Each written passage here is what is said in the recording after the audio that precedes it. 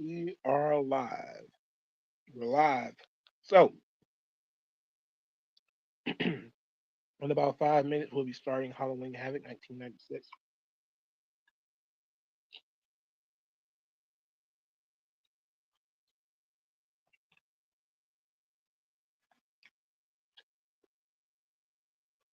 1996.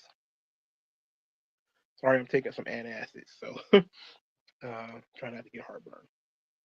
All right. This is, ironically, the flip side to the WWF shows we watched, I think a week or so ago, a couple weeks ago, where we watched Mind Games, which was, I believe, September of 96 for WWE. I believe Buried Alive was October 96. So this was around the same time. It's basically the show after Mind Games to see how WCW is going to compete with the WWF, with the World Wrestling Federation, baby. We're starting hard at the 8:05 mark, so it's about 5 minutes, another 3 minutes or so. So hopefully everybody's doing well. Hopefully everybody feels okay. Hopefully everybody is relaxed. Hope everybody had a good week. Um, Hope you guys liked the video I did on Monday. If you actually sat all the way through it, um, I may do more stuff like that again, depending on the response that I get. But other than that, I'm just going to try to keep it wrestling. But I hadn't done uh, a history thing in a while, so I did one. I'm gonna get back to doing regular pop culture stuff, comic books and video games and stuff like that eventually. So we won't be talking so much about heavy subjects like eugenics and racism. We're gonna get back to talking shit about like Teenage Mutant Ninja Turtles or something eventually. I'm gonna try to get it back up, try to get us back on track this weekend. You know, back to talking cartoons and stuff. That way, it'll be back to being fun. I still want to drag people into the political stuff and into history every once in a while, but for the most part, I'm gonna try to keep it wrestling and pop culture related here. I got a box of stuff I got to go pick up this weekend from the comic book shop. It's about $200 worth of shit that's been sitting in there since August. So I usually only go once a month, but now I'm trying to stretch it as long as I can. So I'm gonna have to carry a box home. It is what it is. What's up, WG Phil? How you doing, brother? One more minute, and then we're gonna be starting Halloween Havoc 1996. Um, I also want to talk about some fictional books, but I haven't read any in a while. Everything I've read recently has been nonfiction. I did read Washington Irving's Sleepy Hollow. Maybe I ought to read it again. But I do want to talk about that. Also, kind of want to talk about Peter Pan. And since it's Halloween, I think it might be a good time to get into stuff like that, like Peter Pan and Sleepy Hollow, and some of the old fairy tales and things like that. I also might want to spend some time watching some Disney movies and talking about those too. Maybe I'd start doing that next year, next week, maybe next year, because I haven't seen every Disney movie, but I do want to spend some time. And I got the idea from watching Jordan Peterson break down Disney movies, so I figure I might want to do the same thing, give it a try. All right, let's get started. Halloween Havoc 1996. Let's get to pressing play. A lot of those books, like Dr. Jekyll and Mr. Hyde, they should be fairly easy to find because the books are so old, they're in public domain. So it shouldn't be too hard to find the PDF version of those books. So we could do like a book club where everybody reads it. I mean, yes, Disney's movies from the 30s, from the past. Yeah, I don't have a Disney app though. I have to find it somehow. This is Bischoff when he was pretending he wasn't part of the NWO. I respect that. Oh, Savage, you crazy. Are you yelling at it? Is he in a hotel room or something? Oh, my word. I forgot to bring my water up here. Oh, damn. Damn, I was gonna my original idea was to read Peter Pan the book and then watch Peter Pan the movie and compare the two. But I started buying a bunch of shit on Amazon and I lost track of reading Peter Pan the book, so I have to start all the way over. From Las Vegas, Nevada.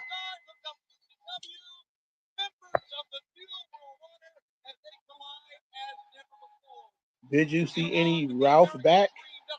She's movies? You might want to put that in English. I don't understand that. We've been a part of these events many times before in the month of October, but Dream, I can say tonight we will see they have Halloween Havoc shirts on. Can you imagine that? A shirt just for this event? I did finish the Powerpuff Girls, so I might want to watch that. I might want to talk about that too. Ralph Bakshi. I don't know who that is. Who is that? Maybe a book club and we do a watch along for the movie. Although I'm not sure how a book club would work out. We would recap the chapters, listen to the audiobook. I guess we could. The issue would be people actually reading it. You know, a lot of people don't read things. Well, I believe he will take it to another level. They've taken the man's money from him. They've taken the man's brain from him.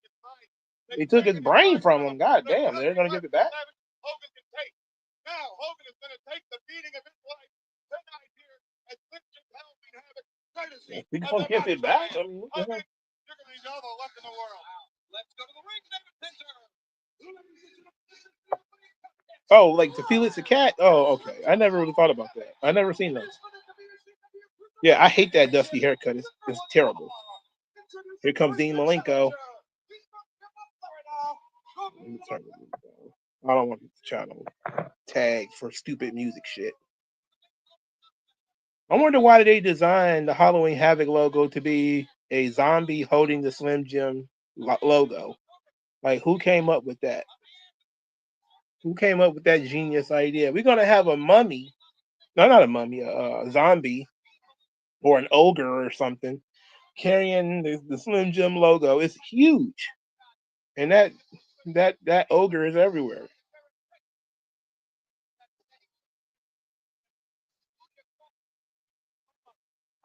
Oh, he wrestling Rey Mysterio? Oh boy, this ought to be fun.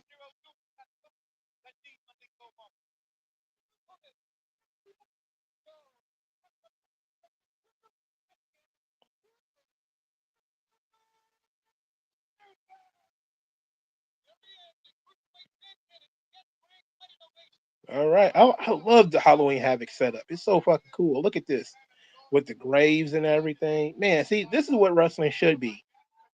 You set a stage, and then they act upon the stage. A theme. I mean, goddamn. How hard is it to do? I know they didn't do this in the 80s, but shit. They should have.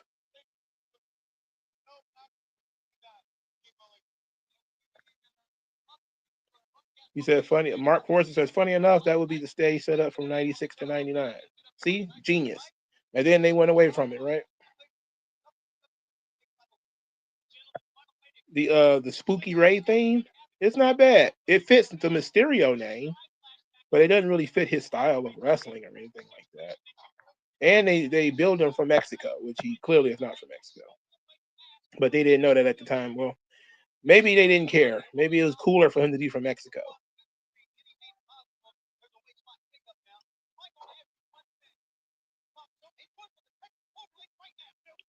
Nice counter.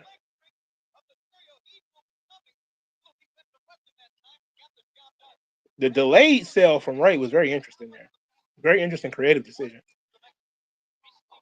Bakshi's an American animated filmmaker known for his fantastical animated films. In the 70s, he established an alternative to mainstream animation through independent and adult-oriented projects.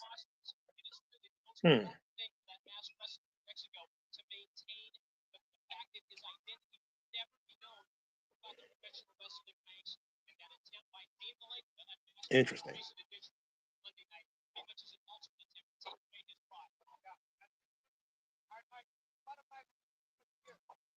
Oh, shit. Great springboard from Ray. Good counter from Malenko there. But trying to lawn dart him. Nope.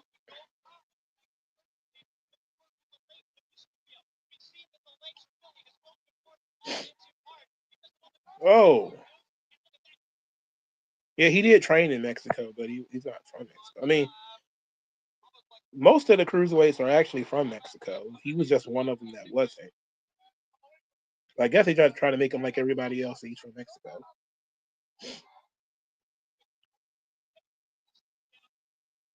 I think his parents were illegals from Tijuana. I think Ray might be an anchor baby.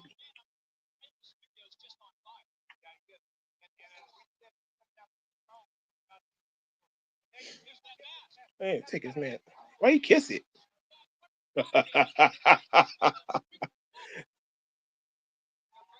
Oh, what a ooh shit! That was great. Oh, he got his mask back. AJ3 said they got Mike today. I guess Mike today doing fourth person commentary. I wonder why WWE never signed him for the Cruiserweight Classic or Worlds Collide. That would be smart. Mike Tenay knows everything about these guys, but he's kind of older now, so maybe that's the deal is that he's kind of old now. Well, why did he take that other mask off and put this one on? That's basically what Mike Tenay used to do is basically what Excalibur tries to do now. But Mike Tenay used to give you like hella background on these performers, like tons of background, because he knew so much about the style and stuff. That mask is kind of loose. Oh, great head scissor. I mean, Ray is so sudden. Damn, he's quick. Ooh, that chop looked like it hit him in the face. Nice counter.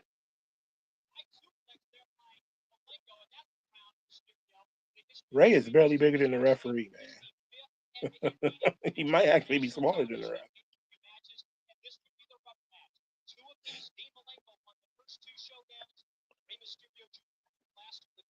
AJ3 says that's how he got his job in WCW after he color commentated the first Worlds Collide back in the 90s. It's sad that Mike Tenay doesn't really get a lot of credit these days, especially for his work for the TNA. Oh, that sucked.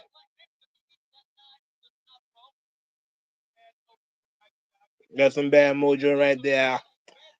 That knee's gonna hurt. You put it out on the grill, daddy.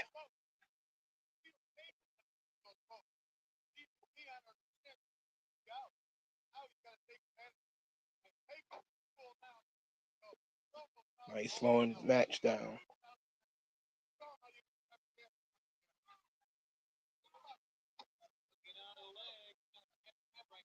What kind of pressure is this on this leg?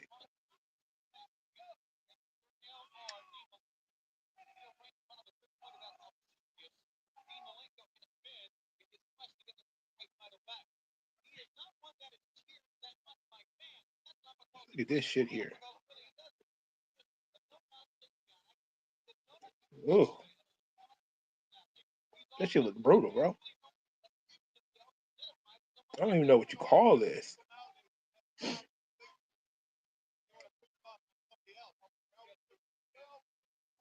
It's not something you'll see in the UFC, though, that's for sure. A classic pro wrestling submission hold.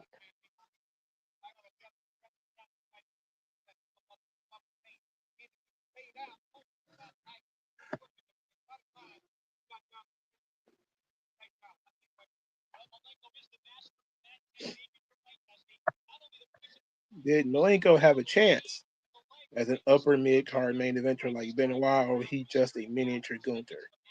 I think he's more like a proto Roderick Strong. Giving him Gunther is probably a little too much. He just reminds me a lot of Roderick Strong. I don't think he's ever had the potential to be a main event guy. We've been honest. Malenko just doesn't have the charisma. He also doesn't have the intensity. He also came across as kind of old. He could have been like a solid United States champion or something. Maybe. I think he could have wrestled the bigger guys. He certainly had the skill to hang with them. But like, could you see Dean Malenko in there with Hulk Hogan? I could see him in there with Randy Savage. Like, can you see him in there with Hulk Hogan? You can see Kevin Nash in a move like this. I don't think so. I don't think I would have seen Scott Hall in anything like this either. Hall was massive.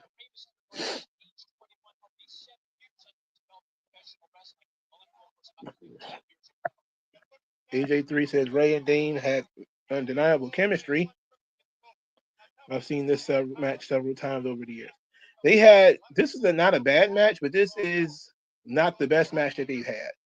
I think their first two matches were some of the best stuff that they've ever done, for sure. Especially the Nitro match. That was tremendous. Mark Force says, crazy how the mid-card and the Luchas were the backbone of WCW. They shy away from after 99. By the time they really got back to them, it was too little too late. Russo, he didn't like the Luchas or the Japanese guys. He said so. And that's why he got sued. That's why he got WCW sued. He didn't like Lucha Libre and he didn't like Japanese guys. That was a nice little roll up there. The problem was that they had the same guys in the division for years and years instead of rotating some of these guys out and bringing in new guys. Dean Malenko was 36 in this match. Ugh. Yeah, he's been around for a while. He also wrestled. I think I did see him wrestle Sting. I know he wrestled Bret Hart. I know Bret said he was very disappointed in that match. I know I was too. I was too.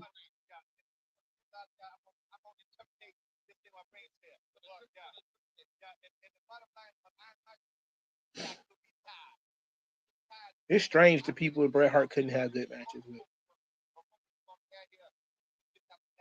Malenko is undoubtedly a good wrestler. I don't know how he didn't have a great match with Bret Hart. Obviously, Randy Savage is one of the best of all time. Him not having a great match with Bret was sick. I'm pretty sure that at that point, Savage was shot physically, but still. He also didn't have a great match with Sting. I think it's the second time I've talked about me not liking Bret Hart and his WCW run. Even if he got the matches, they still weren't good matches. Ooh, great tilt-a-whirl backbreaker there.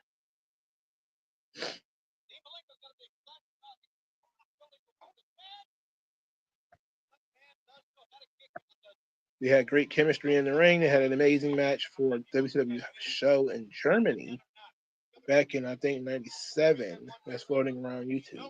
I probably haven't seen that yet. I haven't really considered looking at a lot of house show footage of WCW. I never heard about them doing cool things at house shows, really. Both Bret and Savage were pretty washed. Sure, but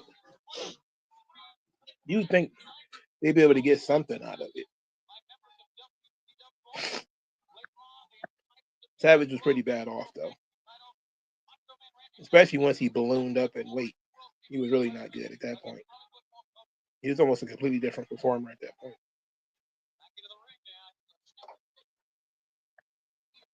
Did you think Shawn Michaels' second run was a refreshing moment of his career while Brad tried in WCW and failed?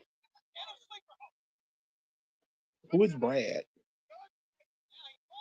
But sure, Shawn Michaels returning was always tremendous. Like his return was magical.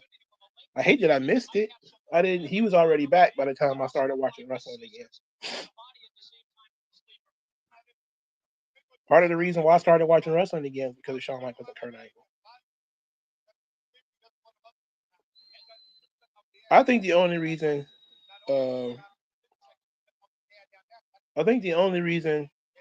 Shawn wanted to go to WCW was because of Nash and Paul. I think that's the only reason he wanted to go. But It wouldn't have made no sense for him to quit WWE and go and Bret Hart was already there. That defeated the goddamn point.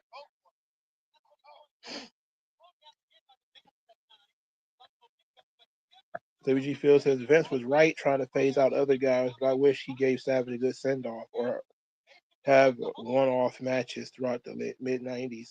I wish he had let Savage wrestle Shawn. Look, I knew Savage wasn't in tip top shape in 94, 95, but he could still go. You know, the issue would have been what do you do afterwards? You know, like I think you should have gave Savage the match with Shawn and the match with Bret, and then that was it. But they decided to give him Crush. Like that is absolutely the equivalent of Kurt Angle and Baron Corbin. That's an embarrassment. I shouldn't say it that way, but it is what it is. It is almost the exact same thing.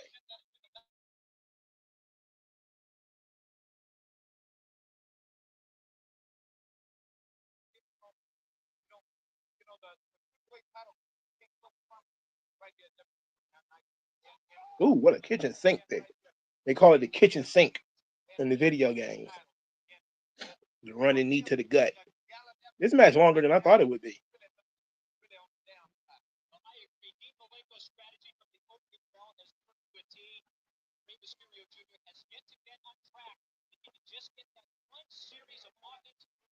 Ooh, nice throw. He sold his arm and his back, not just one thing.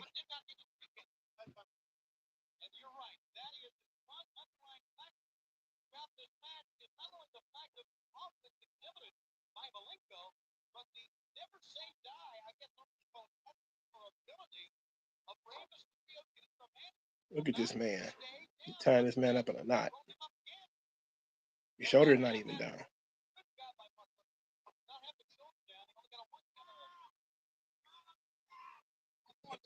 Ah, my back. Ah, my back.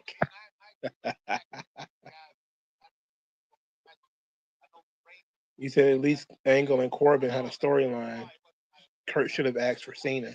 He said he did, but he was already in the middle of the storyline with Baron Corbin, and basically told Vince like a couple weeks before WrestleMania that this was going to be his last one, and Vince wanted to finish the story because I think he had John Cena doing something else. But I don't remember what John Cena did. Like, did he do the thing with Undertaker that year? Because if that was the case, he could have wrestled Kurt Angle.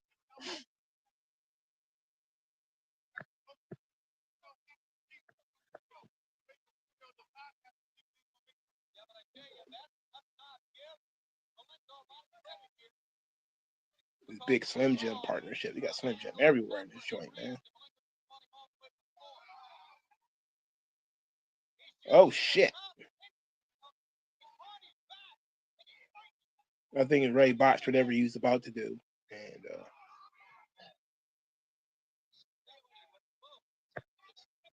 who do I hope John Cena's final opponent would be?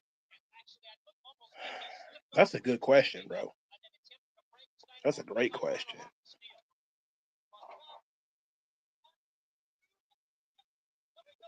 I don't know. I'm thinking like out of the box. Like, why not Rob Van Dam? He's still around. I know he can't go like he used to, but why not?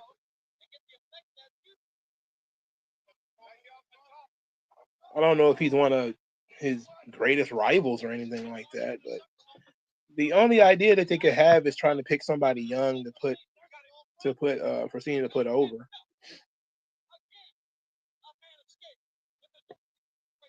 Batista's not wrestling. Batista's done. You saw that weight he lost? He ain't wrestling. He's finished. Batista was 36 when he started his career. He's almost 60 now?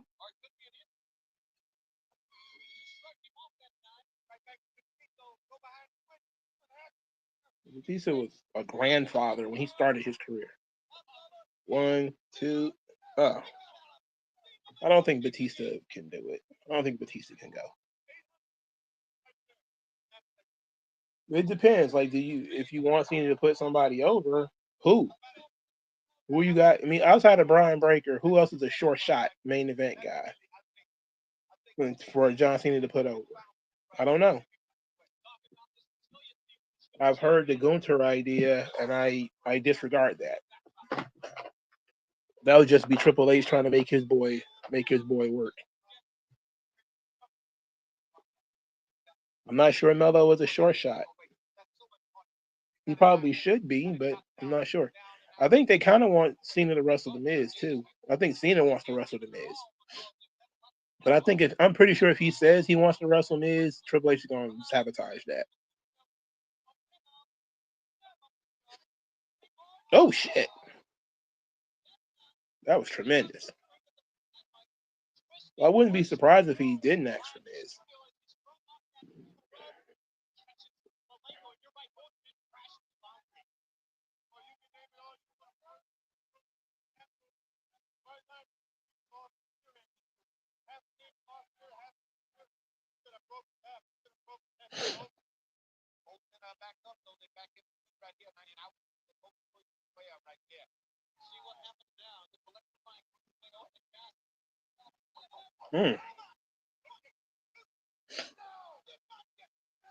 Of course he didn't get him.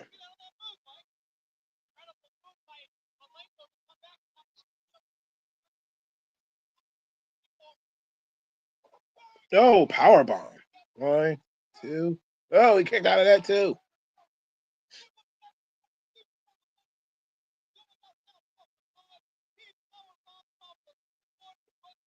It's heinous giving these niggas almost 20 minutes. I shouldn't say that.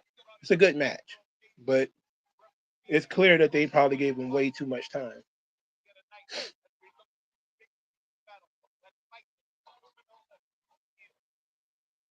Ooh, shoulder to the gut.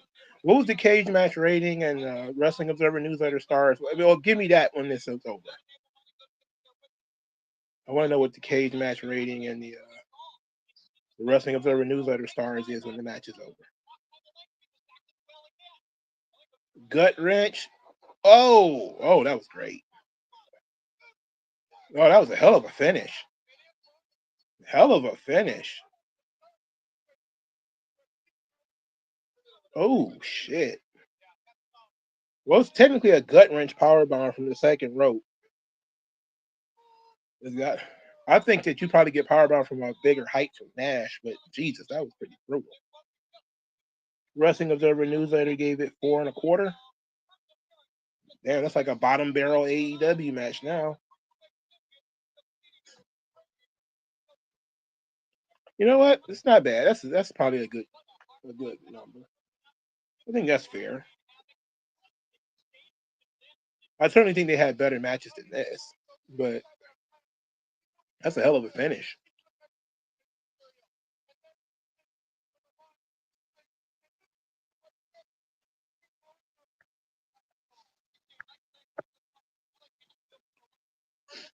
Great little work rate match there.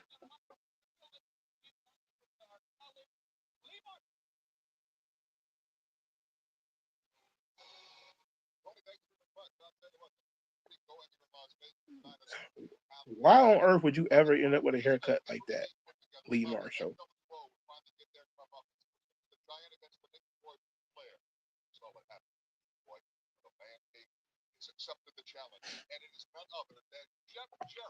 Oh no!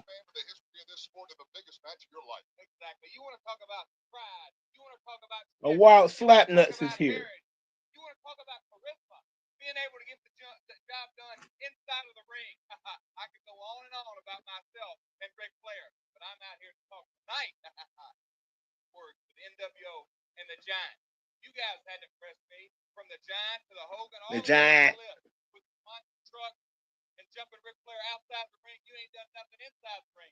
And in case you didn't know, Giant, that's exactly where we're meeting. Right in the middle of the old square circle. That being the point, Jeff, we talked to him about the choke slam. The fact of the matter is, he's moving on just about everything. Exactly. Had no promises or guarantees, no threat. I'm just telling you. That boy, country is corn on the cob. Jesus Christ. Why wouldn't he choke slam you? Why is he laughing? 13 times heavyweight champion of the world, the Nature Boy. I'm here to orchestrate the meet and greet because there will be a lot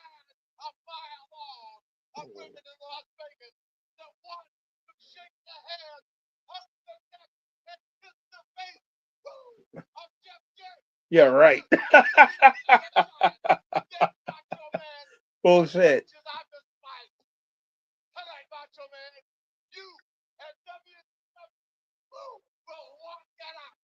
Are they gonna walk that out?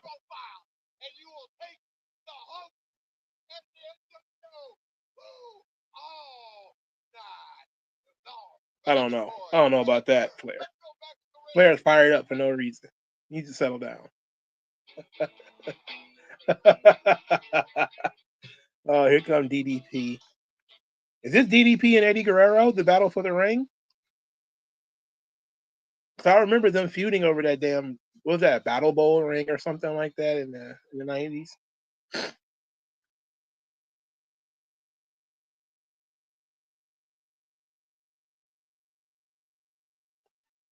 Oh shit, this is old young DDP. Young in his career DDP. He got the cigar on TV. And he chomping the gum and everything. He's doing way too much.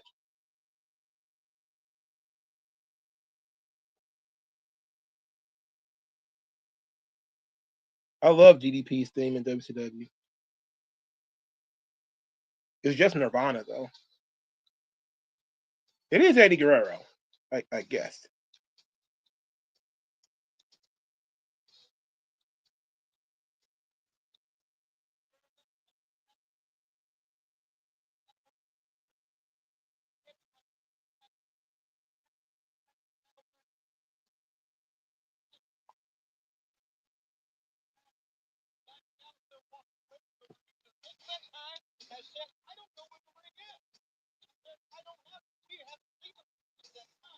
Huh.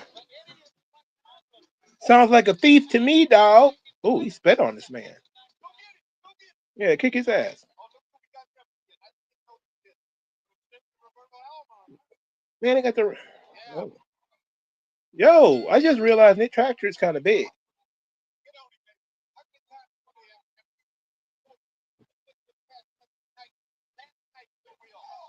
I honestly enjoyed Eddie at this time in WCW.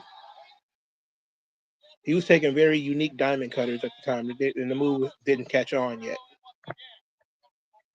I think he's gonna catch a very unique diamond cutter in this match too. I don't remember him ever beating DDP, so I don't know. Maybe he'll win this match.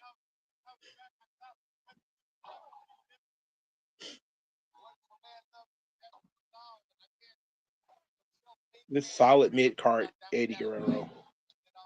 Mid card AF Eddie Guerrero. During this time though, he had wrestled like Ric Flair, and I think they had brought Conan in for a spell. I don't know, had Conan been there yet? I'm not sure if Conan had been there yet.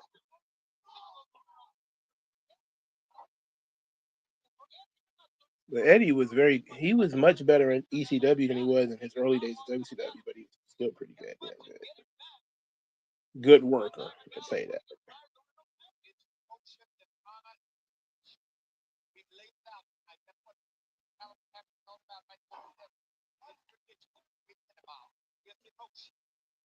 Slim Jim's Halloween Havoc is all about emotion. It's about pride.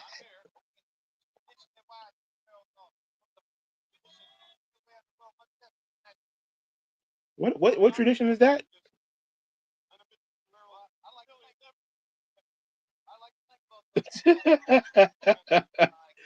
Bobby the Brain, Bobby Heenan is so offensive. You can't have him or Jerry Lawler on commentary today. They make race jokes, all kinds of stuff. You can never have Bobby Heenan on commentary today.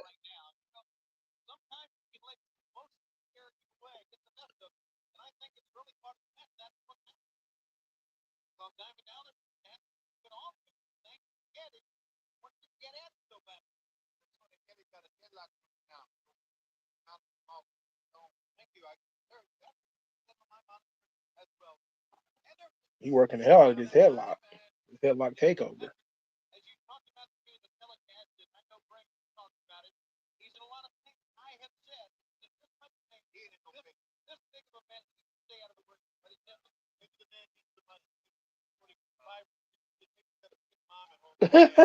Maybe he's supporting 5 or 6 kids.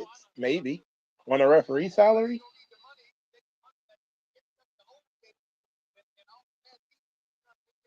That was, what was that? Nice bridge from Eddie.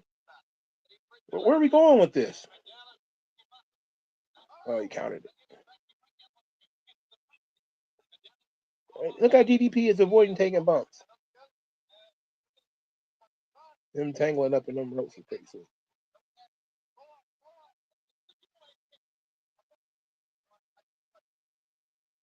Nick Patrick is a big ass ref, dog. He's way too big to be a ref. He's bigger than Eddie. Ooh, what a chop. Whoa.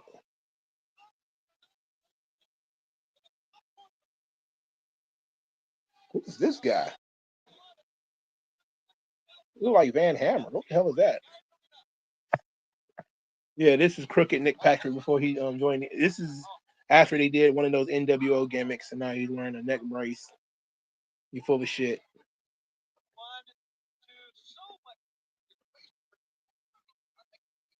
Rudo referees.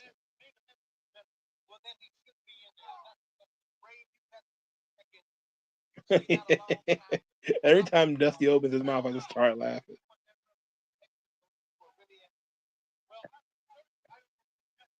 WG Phil says Eddie joined WWE during this period to be working with Shawn. Do you think they would make working a living hell? They were both crash outs during this period.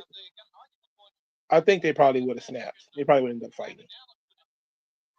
Eddie was pretty fiery. I didn't even realize that. I mean, it was the stories came out like well after he died that he was kind of like that.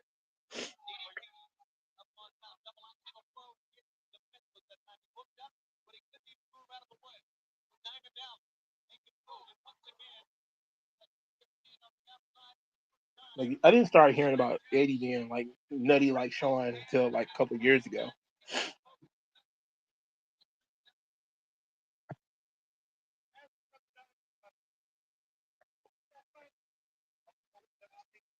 I miss crooked referees too. I guess they keep doing special guest refs and they don't make the referee crooked, which is kind of goofy. What the hell is the point of the special guest ref if he's not gonna break a rule or two?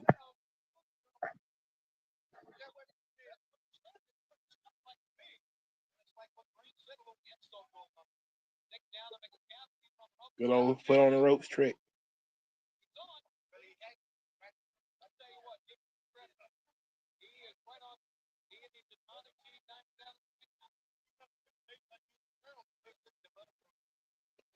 Nick Patrick is working this angle. He's working the hell out of this angle. Well, his daddy was a wrestler, so he knows what he's doing. Oh shit.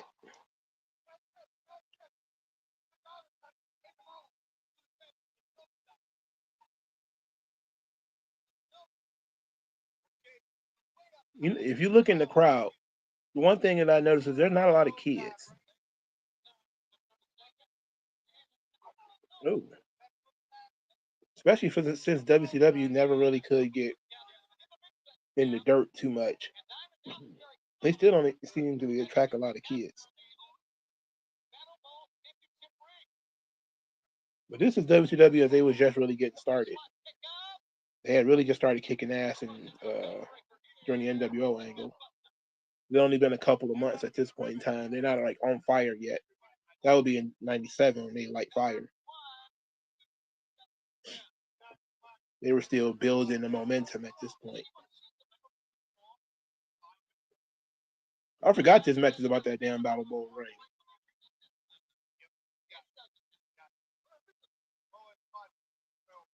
I'm surprised nobody has tried to revive the Battle Bowl idea.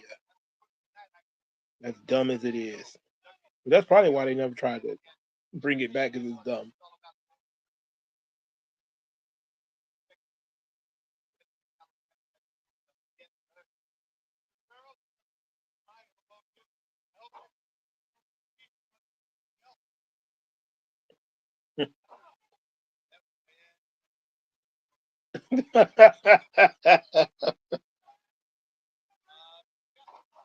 Oh shit. You notice that Mike Tenay is not on. He's only on the Lucha matches. He's not in this one. He ain't said a damn thing.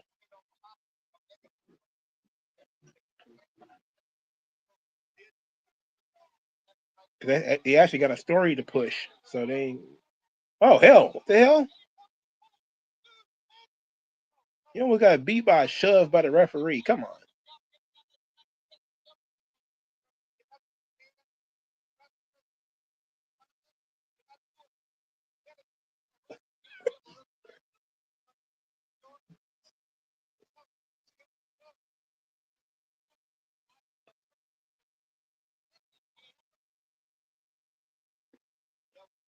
DDP and Nick Patrick have been doing most of the work themselves in this match.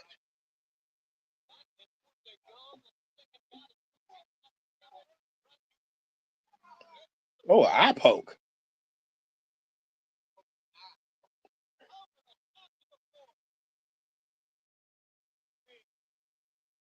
Hamstring.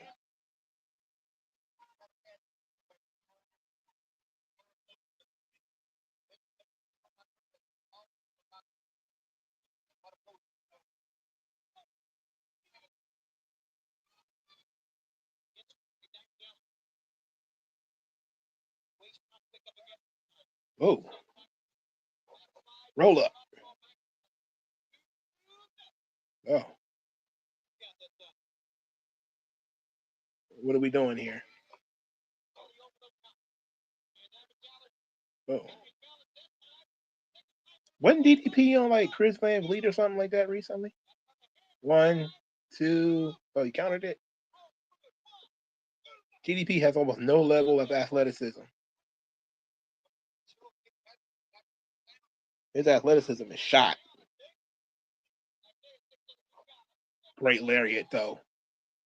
That's what I'm talking about.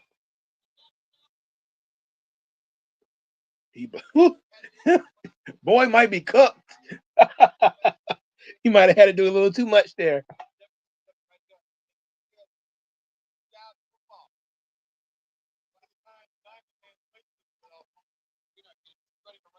Had that big bastard as a goddamn manager.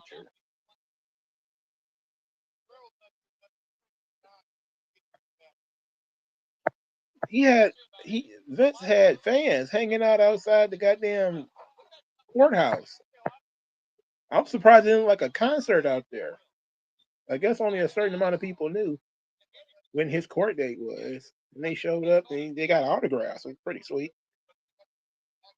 I wish he would stop getting whatever he's doing to his face. Great bump there on that European uppercut. Taking a bump like that from such a small guy. Very impressive by DDP.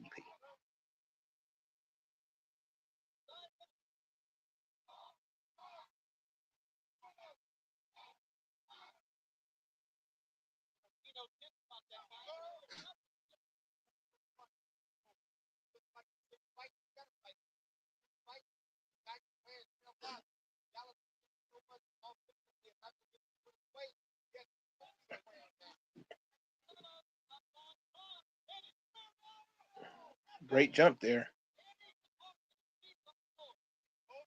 Eddie's doing his goddamnedest out here. He really is. He's out here. He's out here doing his damnedest, man.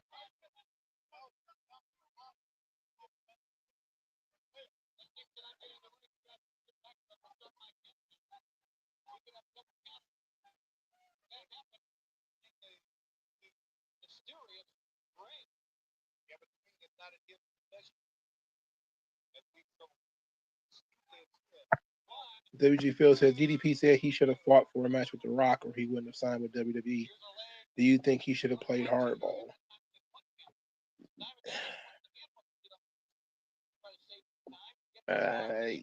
Well, yes. Yeah, I definitely think he should have. I don't think that match would have done much. He just caught a rock bottom and that would have been it. But I mean, it didn't really do much for Booker T, did it? Didn't do a hell of a lot for Booker T. But no. If that's what he wanted, then yeah, sure. But I think he never should have agreed to do that damn stalker thing. You should have just said no to that. Because a DDP versus an Undertaker match still could have been good, but that stalker thing really hampered everything.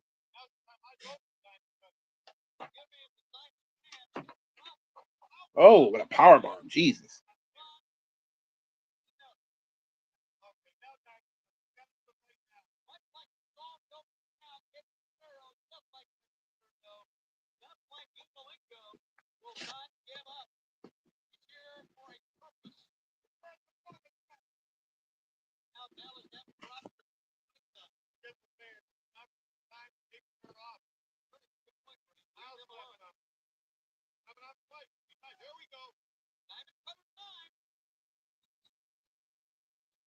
Oh, he did hit the diamond cutter. Oh, jeez.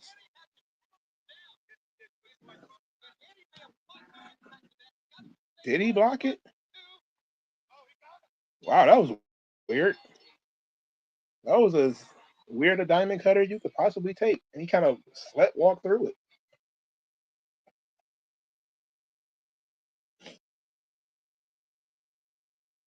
Jeez Louise.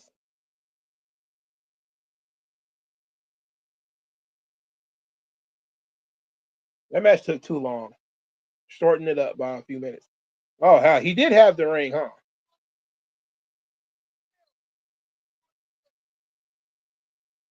Lying bastard, you.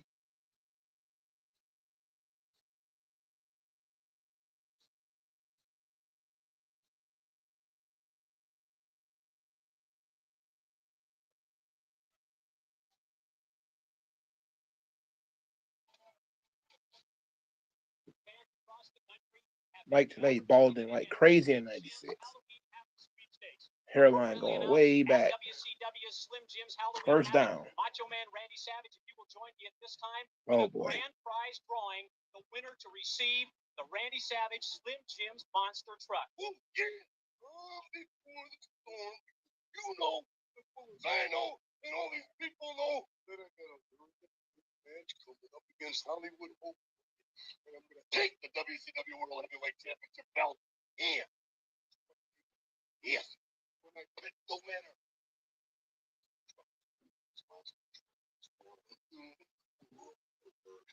Do me one favor. Run over that body just one time. Yeah. Run over that body just one time. Yeah. You know the deal. I do know the deal, and Randy, I think the time is here. We have everything but a drum roll. I think it's time to pick a grand prize winner. 13 minutes, 44 seconds. It probably should have been 9. Who wins the monster truck? We've got the drum roll.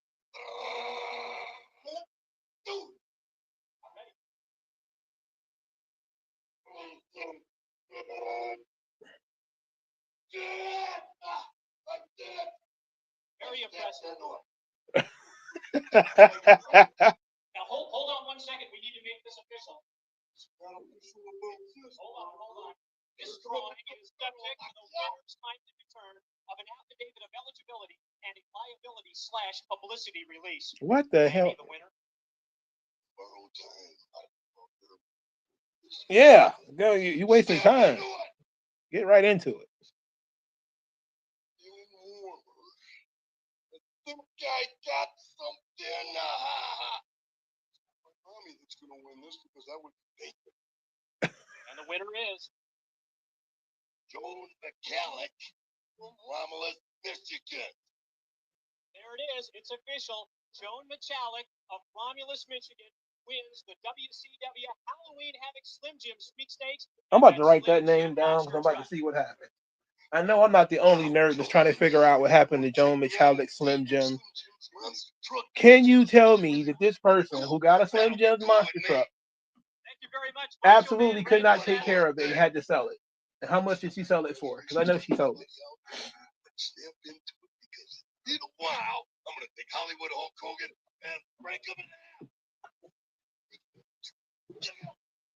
Damn, I don't have an ink pen. Oh, there it is. For the first time ever, WCW computer users on CompuServe can listen to Halloween Havoc on the internet. Why'd you want to listen to Halloween Havoc? I don't want to listen to you fools. On the internet, there is our address, WCWWrestling.com, and certainly you can get the real audio simulcast available exclusively on the internet. As a matter of fact, as you take a look at our address, crazy thing about the internet, huh? You can also log on. I can listen to WCW. Oh my!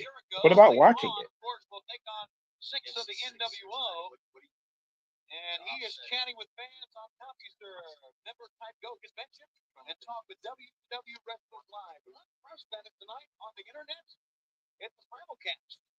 First time ever. WCW and a major pay-per-view event. So it's information age, gentlemen, and we are all a part of it. Right now, let's go back to Mike today. And we are back in the locker room area with the newly crowned WCW Cruiserweight Champion, Dean Malenko. Very hard-fought victory to open up Slim Jim's Halloween Havoc against Rey Mysterio Jr.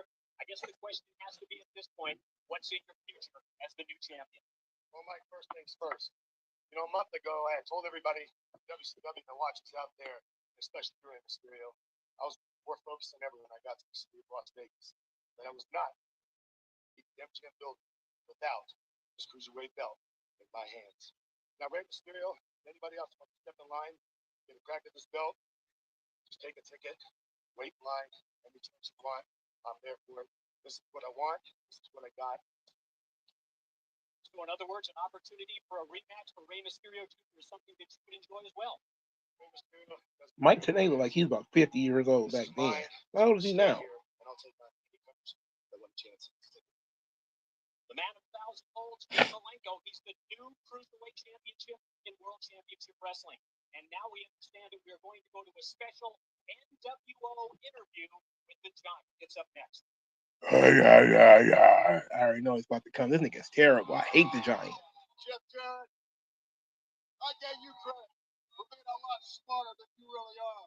And my first clue that you're not too bright when you refused the opportunity to join the NWO. Why did you want Jeff Jarrett in the NWO? Is taking over World Championship Wrestling. And the only way to get it in the NWO is by invitation. You could have been one of the chosen few. I wonder why Ted DiBiase wasn't in the NWO very long. But you know, now I realize that not only are you not very smart, but you're a total fool. He could have been really fun in like 97, 98. And make him feel like you're getting some privilege by taking his place to climb in the ring to face the most awesome force professional wrestling today, the NWO's U.S. heavyweight champion, the Giant. You, my friend, are a total fool. Even Flair is not fool enough to climb in the ring with I wish DiBiase could wrestle at this time, but he's been wrestling in the 70s, so there's no way he's going to wrestle. Still be able to wrestle in the 90s. The late 90s at that. Jeff Jarrett, stick you to the wall. I'm gonna stick you to the wall. I'll stick you to the ceiling. Why about you stick it, you bum?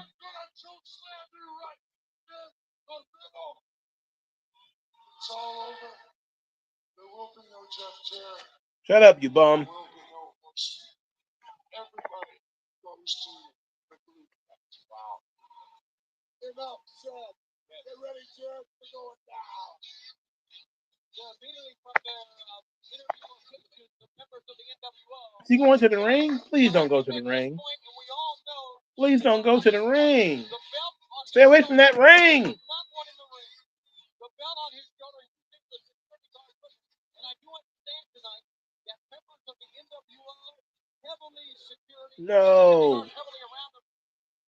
I'm not looking forward to anything Giant. Hopefully this match is 5 minutes or something. Less than 5. It would be great if we did like a 42-minute match here. I mean, what I'm talking about, 42-second match.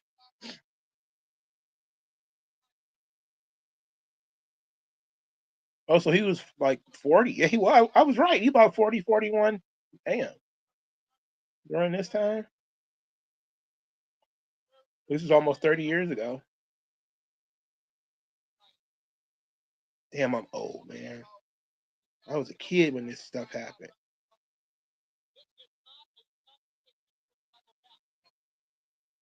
Why? Why is it not a title match?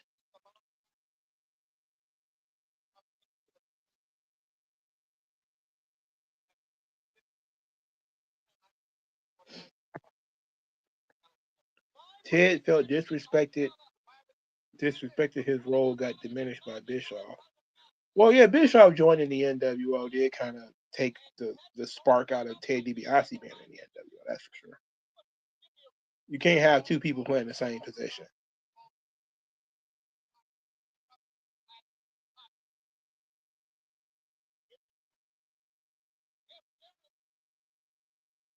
The more people talk about this ridiculous gear, the more ridiculous it looks. I have no idea why it exists. You know, like I really don't know why it exists.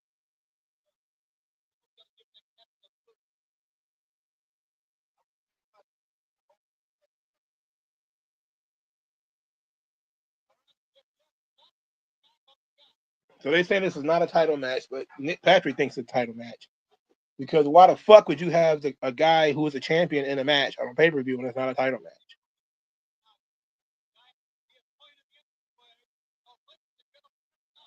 Oh, Flair gets his own entrance. I'm sorry. Big shot.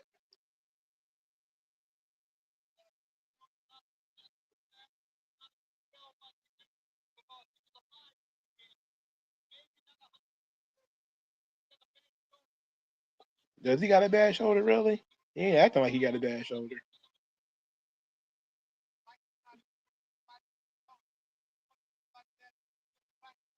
I don't want Ric Flair anywhere near the Giant. Anything in his orbit starts to suck. He's already making Jeff Jarrett 10% worse every time. Every 2 minutes that pass by, Jeff Jarrett is 25% worse. Just being in the same area as the Giant.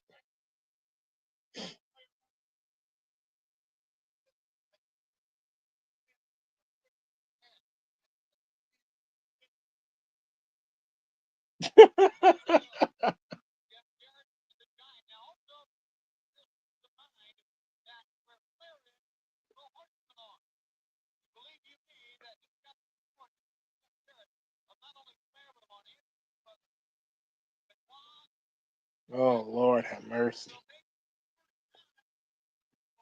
Is this fool wrestling on Collision or something like that? Or was that like some made up shit I saw on the internet? Because I thought this fool was wrestling on Collision this week. That was one of the reasons why I got away from that show very quickly.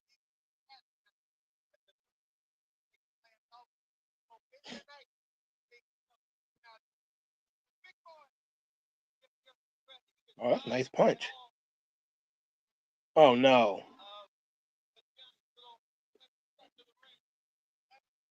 That's not a Ric Flair strut. Stop it. Did Jarrett forget that he's working as a babyface in this match? Or does it not matter?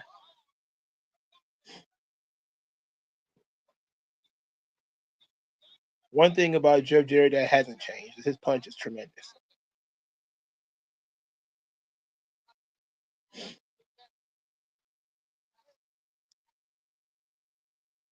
Ric Flair has been literally wooing for 60 years, though. This is insane.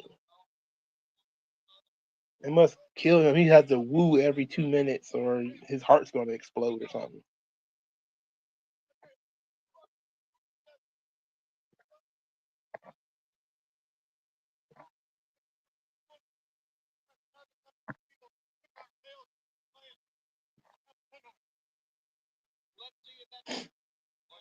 We're not going to let people kick our tails.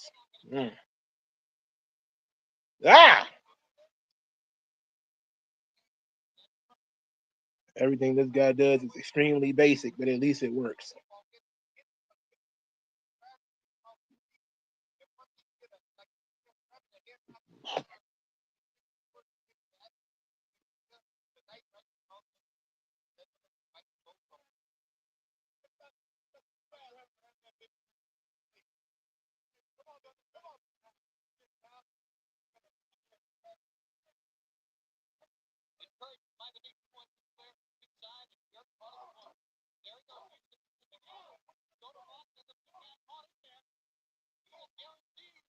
What? What?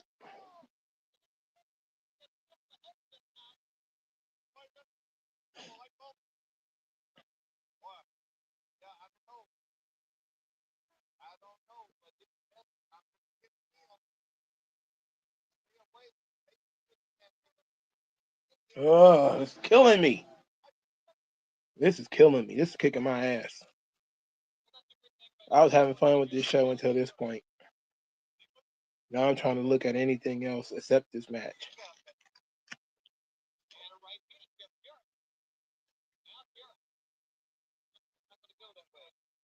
I mean, this is the one thing about big guys that used to be pretty fun is like you can't even Irish whip them unless you didn't want you to. It forces you to work a different match. The going from Ray to Eddie to the Giant is an interesting um,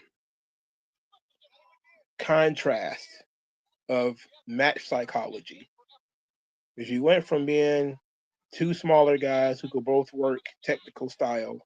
One of them was a high flyer. To another one who was a high flyer who was also kind of technical, but also tall, lanky, charismatic heel. And now you have a smaller baby face, a giant heel, but they're not forcing Jarrett to work from underneath. He's also too cocky to be a baby face.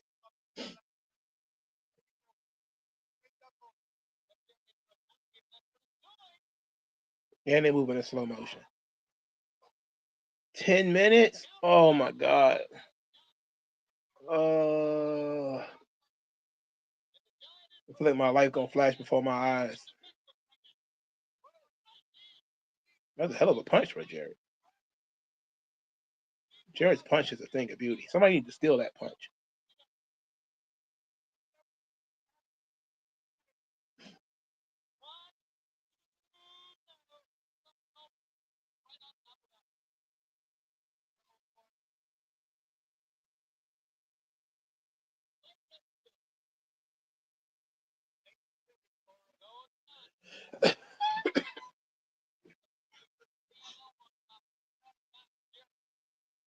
Oh my word.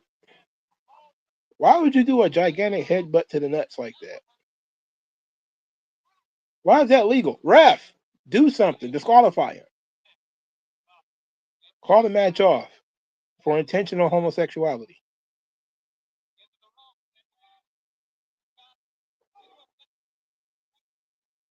Oh no. I used to do that to my brothers though. I can't tell you how disrespectful it is for starters. And secondly, how uncomfortable it is. It's not like it's gonna kill you, but it's mad disrespectful.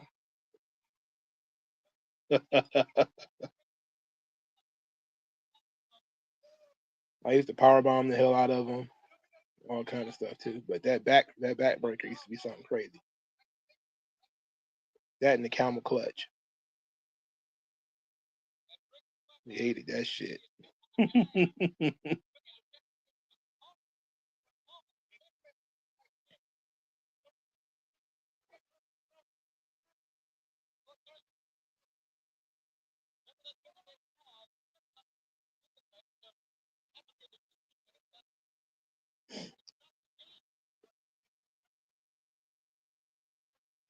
Oh wait, Giant not the champion? Is that what we got? Is that what they said? That was a bad backbreaker. It sucked. In this match. That was better, but not much better.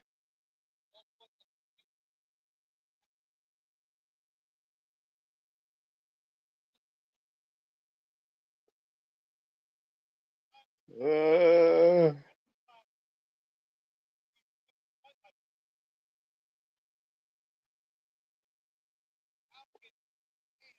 oh. Do y'all see why I hate this guy yet? Do y'all get it yet? I know he's fairly new to the business. He's only been in the business for a year at this point. But my God, he ain't much better today. I promise he ain't much better today.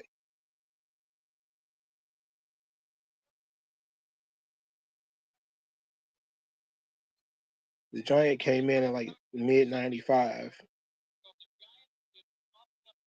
So he's still pretty green, but I see why you would give him a job. He's a freakishly large human being. And you can't teach that. But my word, 20 years, 30 years later, he's still very bad at this.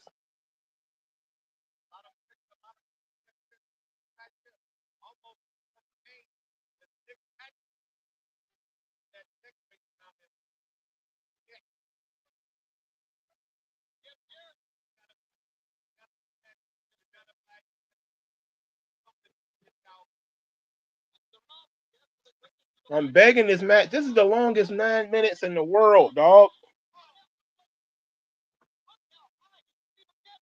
No, he didn't. Oh.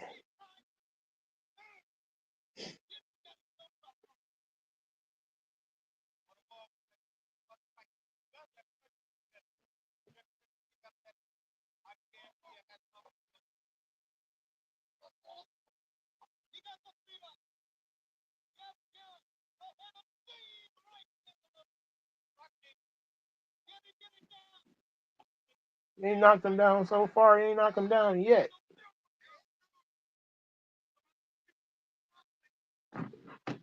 No.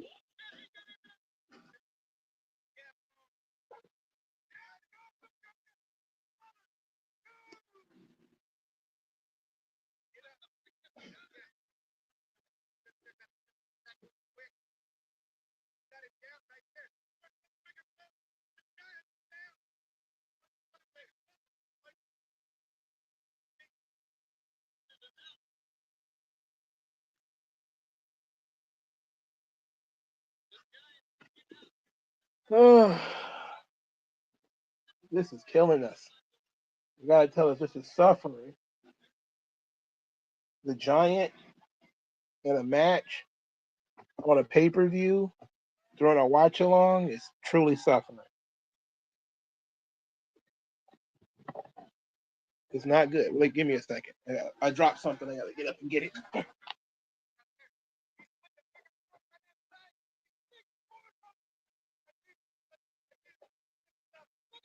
Damn, I gotta move all this stuff.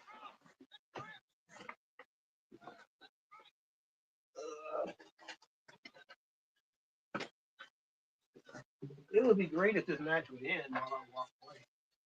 Oh yeah, here's the bell. Absolutely fantastic. I still didn't get what I needed to get.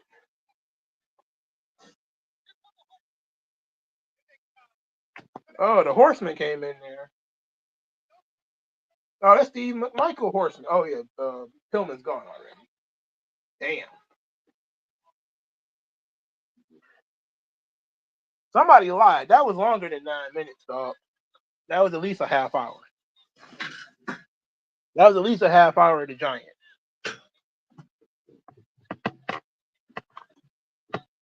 Let's not break my trust and tell me that these matches only 9 minutes and this shit's like 42 minutes. Please don't do that.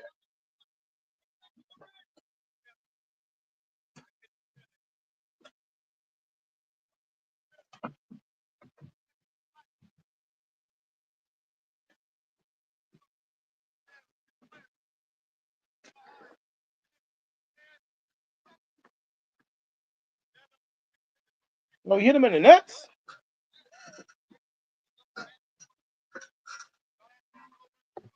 I hope Flair got paid a bonus for hitting him in the nuts.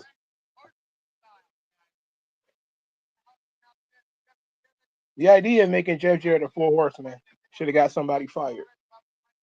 Even though I know it didn't happen.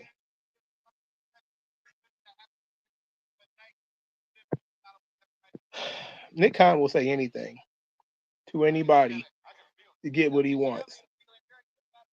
There's no way he expects anybody to fly to Saudi Arabia for WrestleMania. Well, not Americans anyway. Maybe Europeans will.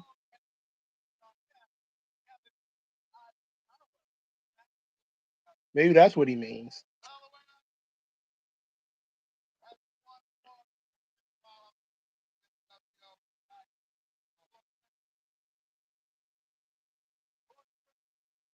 Oh, hey, X-Pac's about to wrestle. Hopefully he's got a good opponent.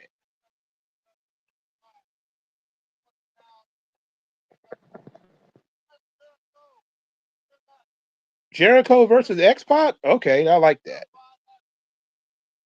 That's a good one. I like that. Let's get that one started.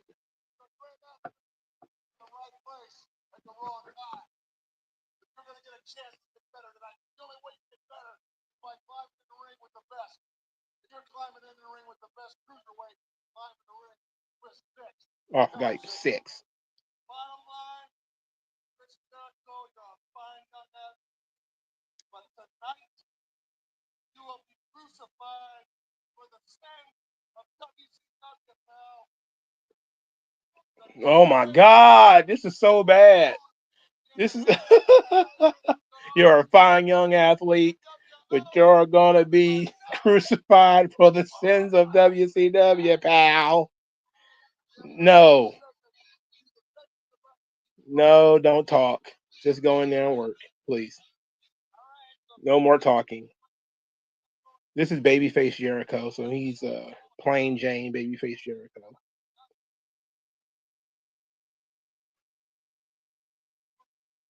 Oh, this is his first pay-per-view? He wasn't around very long, I know that much. I guess it makes sense then that when they both were in WWE, like 3 years later, I think, 2 or 3 years later, that Vince put them two of them together because they had worked together in WCW, and I didn't know that. I know that X-Pac was basically the guy who was responsible for Chris Jericho for a while.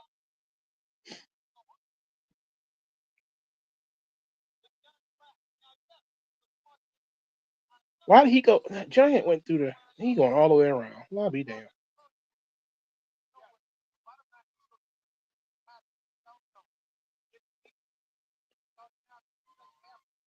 Just a year or two before this, he looked like a little kid. He looks at least he looked like a man now. He wrestled Brett just like what was it, 18 months before this? He looked like a little boy.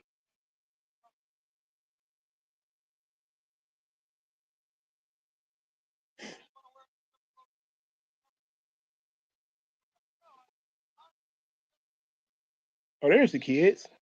I see kids now. I like the babyface Jericho music. Youngster.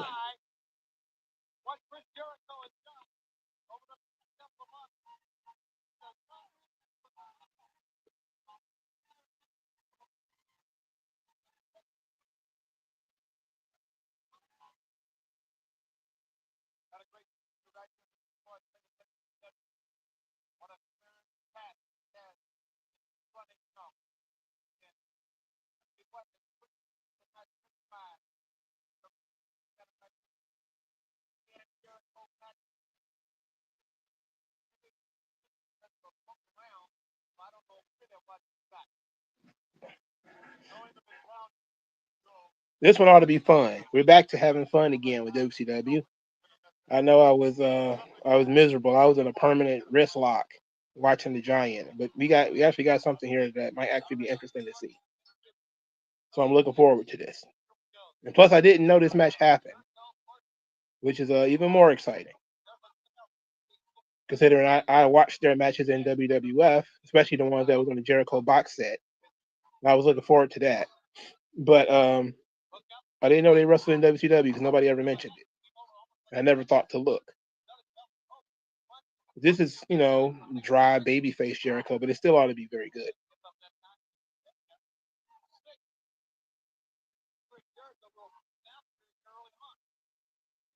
I do love this Jericho thing. It's really cool.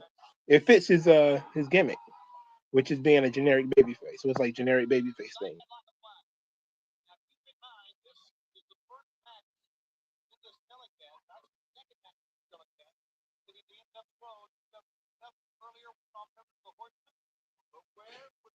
Look how high that wrist lock, that armbar is. Hammer lock, rather.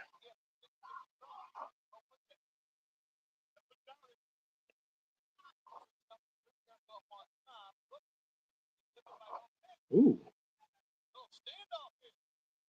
All right.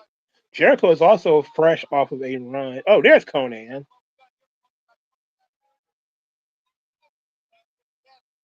Yeah, so Conan was already there because he came there as a regular character at first. Then he became this Chicano thing.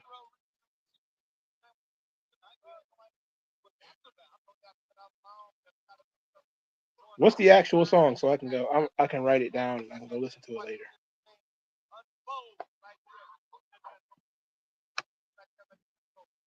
Was it one of those things that Turner owns? Oh, nice. Monkey flip. Japanese arm drag. Steamboat arm drag.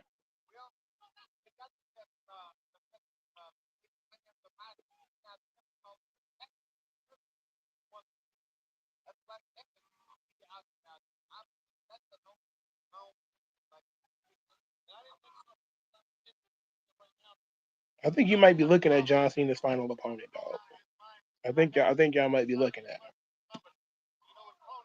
But I don't think he's going to come in before John Cena's career is over, though.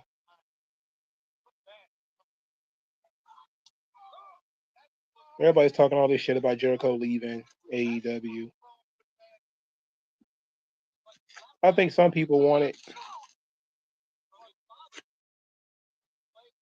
but I don't think Tony Khan's going to let it happen for you. Mammoth all the days.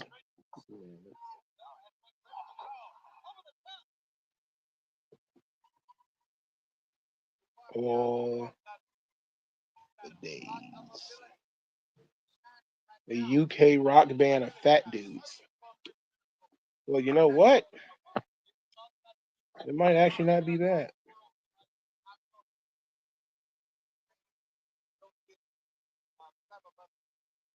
Wait a minute, Flagger busted?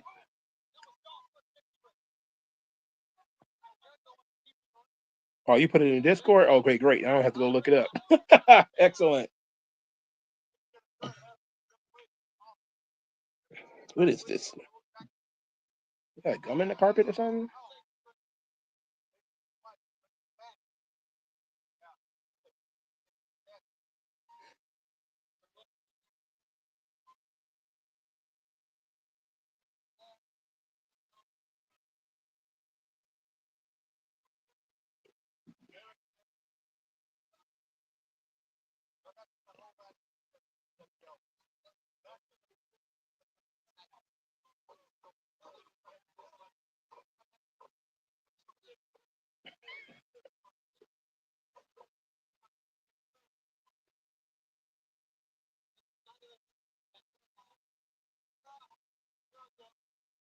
Oh, Jericho making goofy faces now.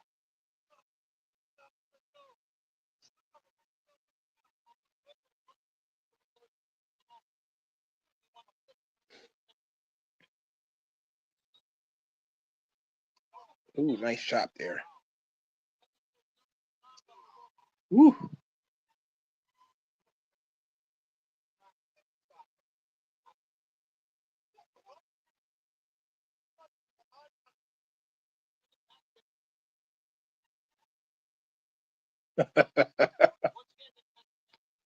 he got fired from WWF and went and found a personality. He still can't talk for shit, but he went and found a personality. A bunch of shit he never showed in WWF at the time. He went to WCW and started doing it. I know he's probably limited working babyface for most of his run, but even when he turned him heel, he was still just a little kid. He was fun as a heel, though. 1, 2, 3 Kid with Ted DiBiase, that was fun.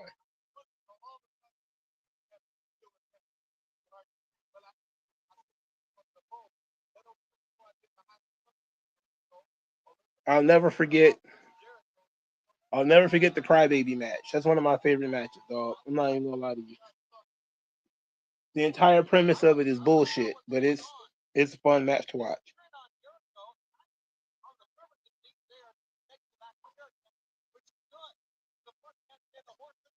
Yeah, this when he was a wigger. This is I remember reading the magazines and everything, and he talked about all the rap music he used to listen to, and it was funny. Like, he absolutely was very racially ambiguous. I knew he was a white boy because I had seen him in WWF, but he got real awkward when he went to WCW.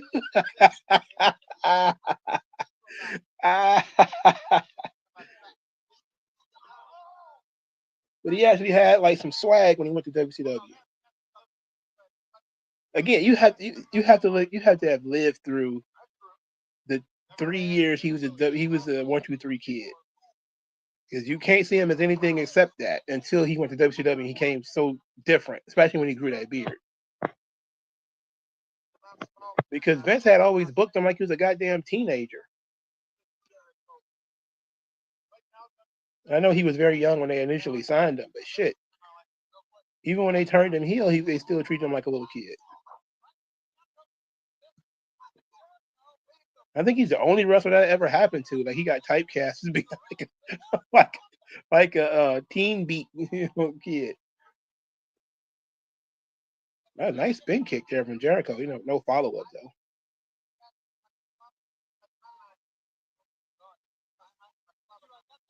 Ow! He always gave me Karate Kid vibes. I always thought like I'm not quite old enough to have seen the Karate Kid in the theaters. Like I probably was Karate Kid came out in '87 maybe. I might have been like 3 or something like that. But he always gave me those vibes.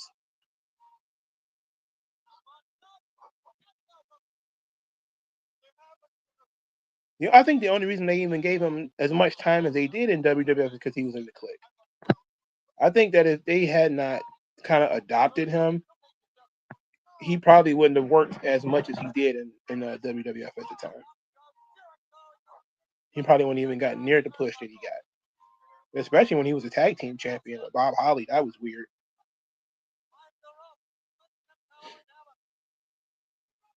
But then again, he was actually very good, so maybe it worked out for the best. Nobody in the Clique sucked. I'm talking about the core members of the Clique, not none of their ancillary friends, like their drug addict friends, like Just Incredible and Louis Spicoli, and all the guys who just carried the weed and everything. I'm talking about like the core members of the group. None of them were shit. Nash was probably the worst of the bunch because he was the oldest and he cared the least. But then he turned not giving a fuck into a great personality trait.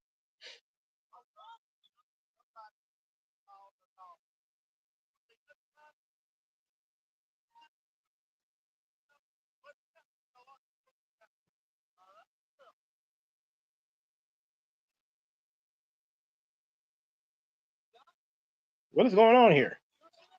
Oh, okay. Springboard slash. Yeah, Nick Patrick is the shits.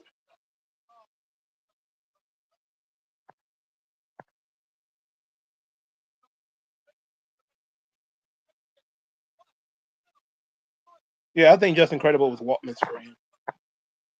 It's like Louis Spicoli was kind of Scott Hall's friend. Or was he Shawn Michaels' friend? I forget which one. I'm pretty sure Just Incredible was just like Waltman's friend.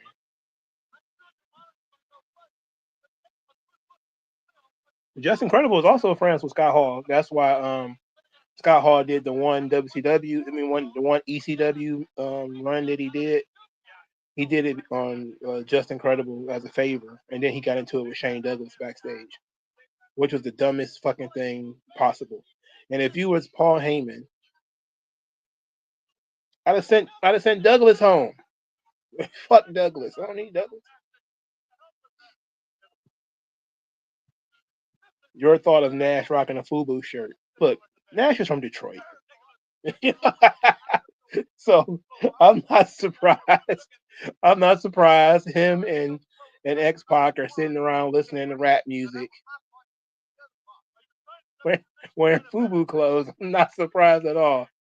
X-Pac is a wigger, and Nash grew up in the city, so it is what it is. I thought it was funny.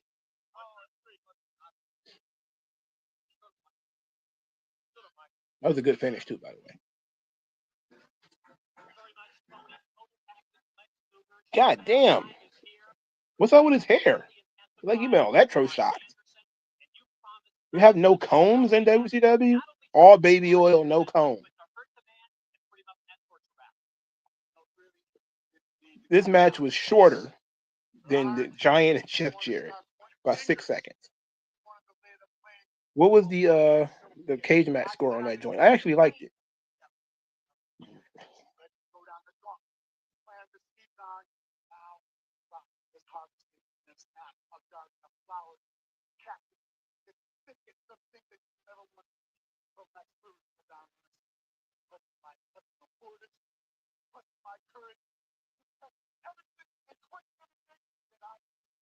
Okay.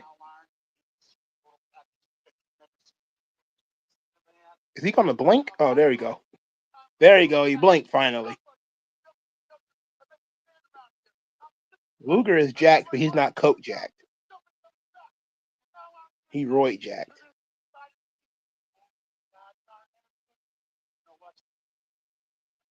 Luger was tremendous in like 92. 3.23.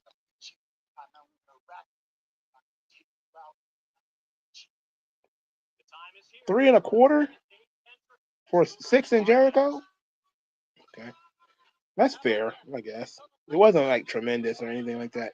Jericho was kind of a generic babyface, so it's fair. Arn Anderson versus Lex Luger should be fun. I didn't know Arn Anderson was still wrestling at this time, though. I thought he was gone by now. I love this Horseman thing. I love this Horseman thing. When I got the DVD box set, I just let the song play.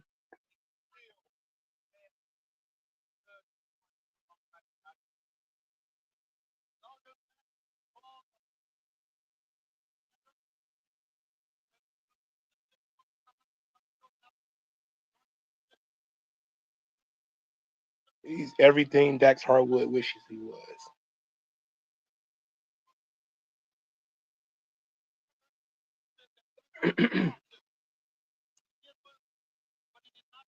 Arn Anderson is like the perfectly positioned guy in pro wrestling. He could have worked main events, but probably never should have been world champion, but could have worked main events. Great mid card guy, upper unit card guy, main events as a tag team or something like that with Flair. Was tremendous. The 3.23 was Jared and Giant. Oh, fuck. Get fucked.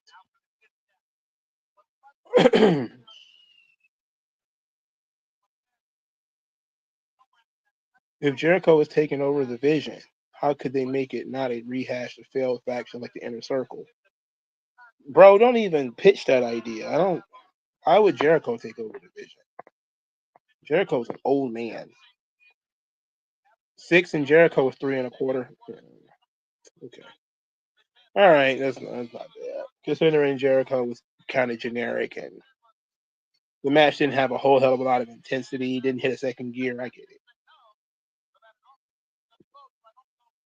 Dax wants to be Arn Anderson, Stan Lane, Bobby Eaton doesn't know what he wants to be outside of a hick lib. Yeah, that hick lib shit is the worst. I can't stand that. It's clearly worse than being like a regular hipster.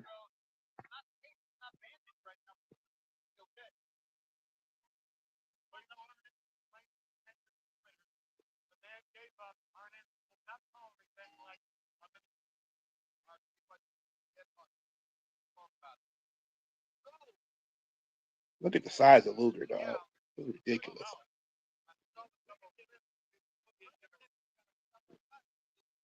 And Arn Anderson is balding in ways that I didn't know a man could go bald.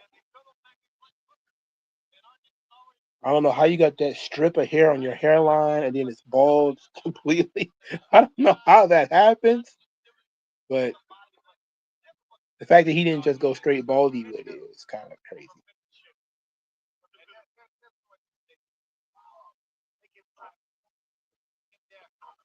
I'm surprised. Well, I know Arn Anderson's kind of old now, but I'm surprised that WWE hasn't brought him back in, especially for John Cena's last matches, because that was his personal like producer.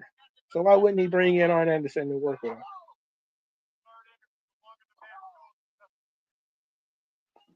And also, Cody is there, and you know how they are with Cody and Arn.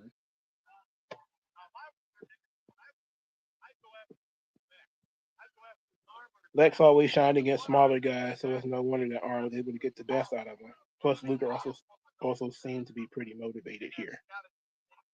Yeah, he came back to WCW with his head on straight, I think, after his run in WWF. After he got everything that he needed and didn't come back,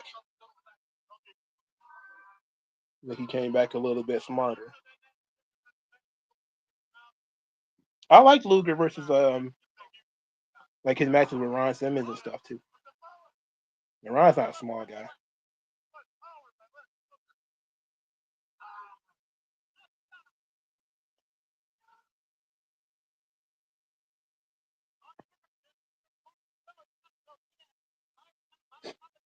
I do kind of want to watch like some 90s, some early 90s WCW now. Like a Clash of the Champions or something. No, that's not. Matter of fact, yeah, like a 92 Clash of the Champions or something. Ooh. Like, not like Slamboree. I hate Slamborees. It's the worst pay-per-view in the world, Slamboree. But not even the Starcades. Like maybe like an old early Super Bowl or something. I have no idea how much I really do like early 90s WCW. Except for all the Japanese shit. I wasn't a big fan of that. They was bringing in boring Japanese guys. Like the Great Muta was great, but the rest of them, not so much. Why is Big Bubba hanging out with Conan? What's going on here?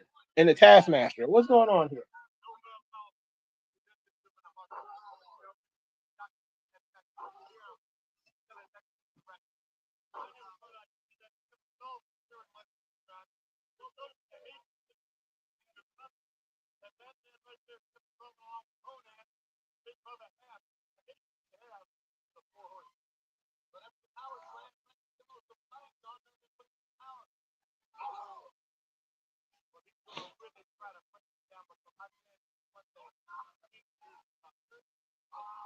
Why is Big Bubba and Conan in the Dungeon of Doom?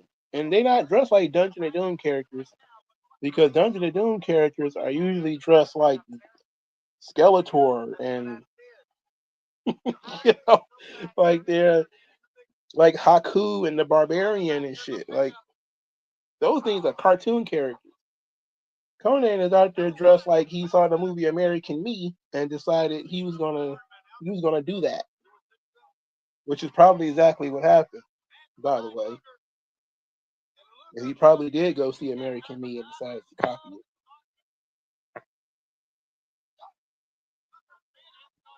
I still can't believe he claimed that TNA forced him to do that gimmick. Lying bastard. One kidney lying bastard. Ooh.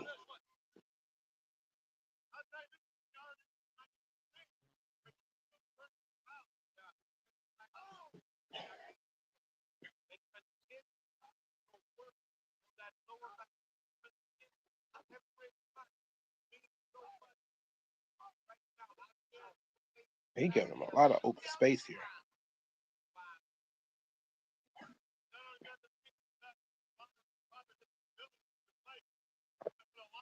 Ever since the NWO was formed, WCW completely killed the magical spectacle of the dungeon. Plus, they were feuding with the Horsemen. Yeah. That's unfortunate. It's not hot.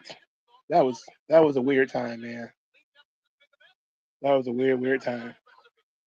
They should have formed a new dungeon. They're doing with like Glacier and Canyon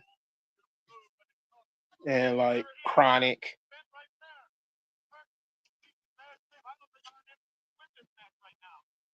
That's just me thinking, though. Perhaps I'm overthinking.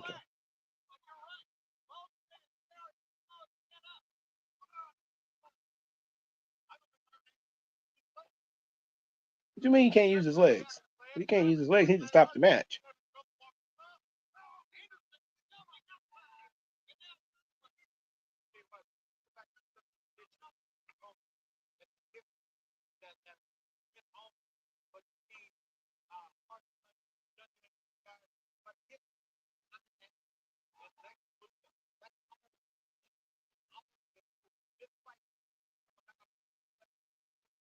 On the desert.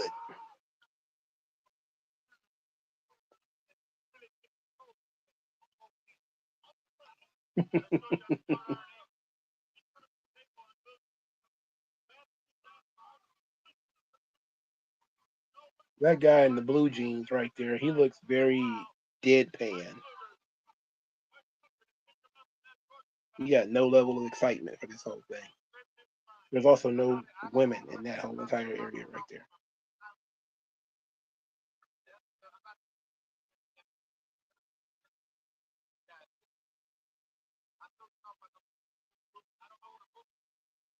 Hey, Grandma.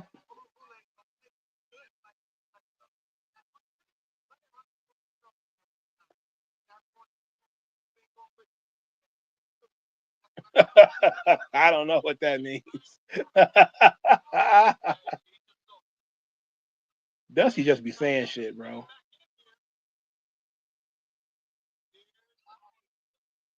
Boola boola. Why both of these guys working the same body part? They crazy. Mix it up. Well, I guess you can't do the torture rack if you're back injured, right?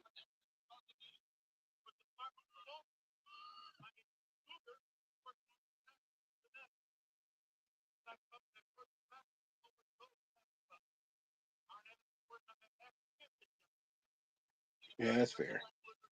Thank you for explaining it, because I was kind of dumb.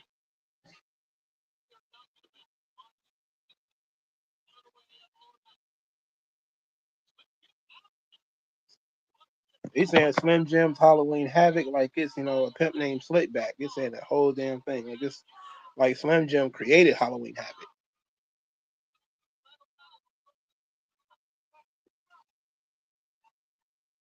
Is Slim Jim sponsoring Halloween Havoc this year?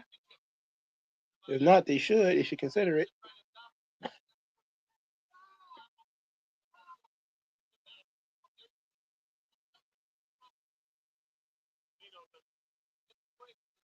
That abdominal stretch is not on properly, but Luger is kind of big, so I get it.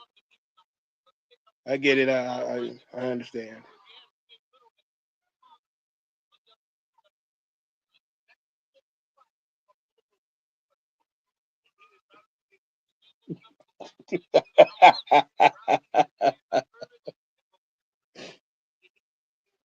Boola boola, whatever that means.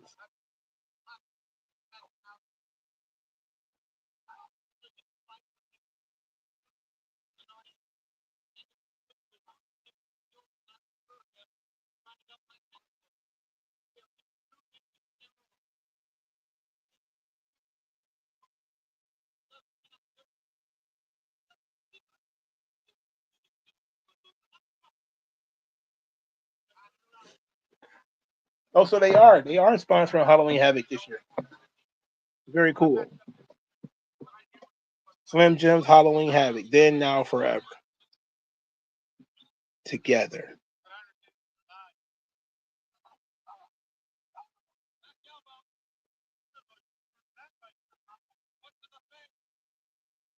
Here he comes. Whoa. Well, the ref bumped anyway.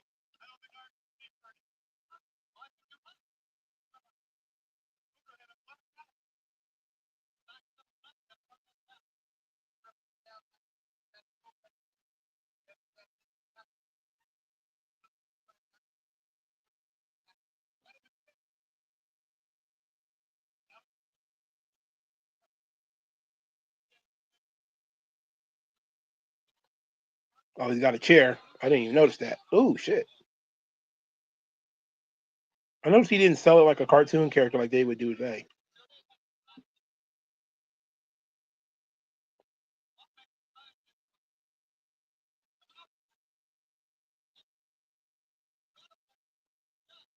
Kind of shitty, the catapult, but okay.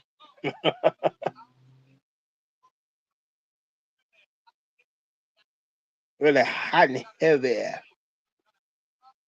The power in them legs. Okay, I'll buy that. Oh, suplex to the floor.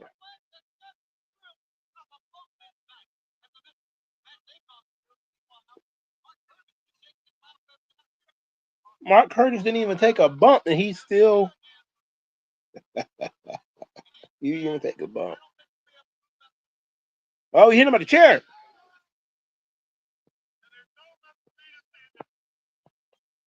He's just bashing this man with this chair.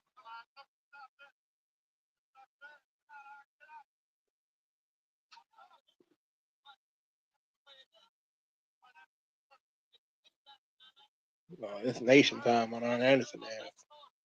They're about to go to work.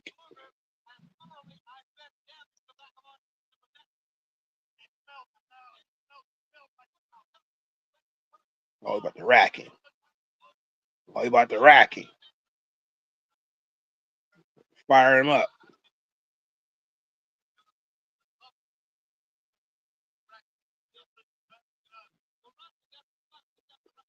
Oh, it's over now, baby. He gave up.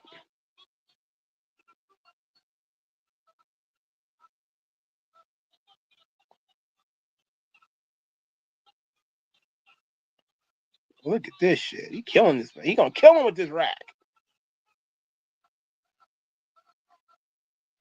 Yeah, stop flailing your arms and do something.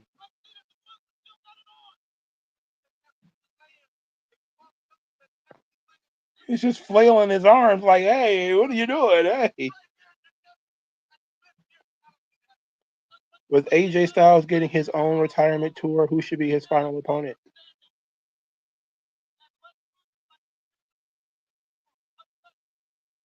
Well, Samoa Joe said he's retiring too when his AEW contract is up. So I would say Samoa Joe, but it's not possible. Christopher Daniels is not possible. So I don't know who it could be.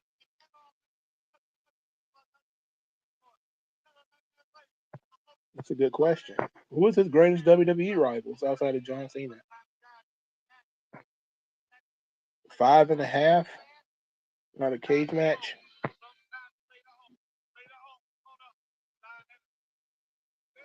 Jeff Jarrett came out dressed like an adult.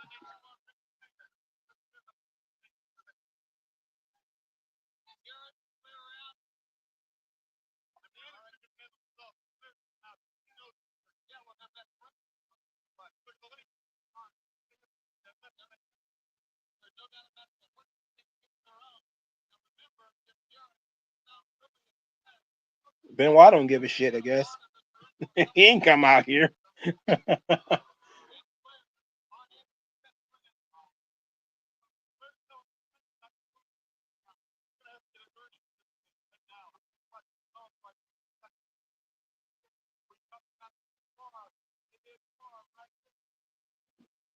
It's war.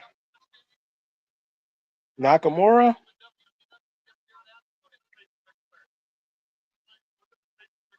Nakamura? WWE?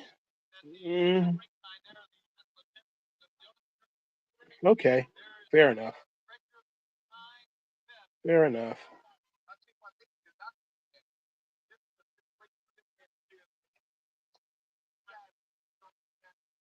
They putting him on a stretcher from the torture rack. Man, they really putting that move over, huh? You might as well get him oxygen.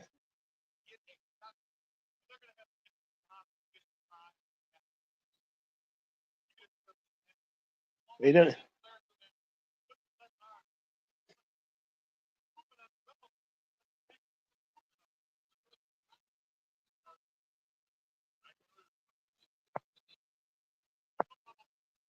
I was thinking about that. Like, why didn't they use a board?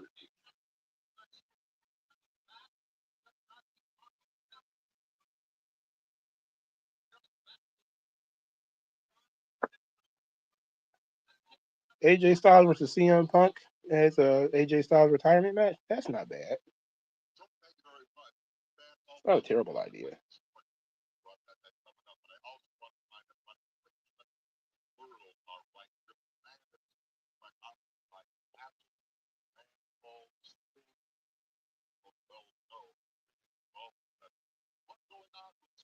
What is going on with Sting? My Coke bottle glasses will not be able to answer this question.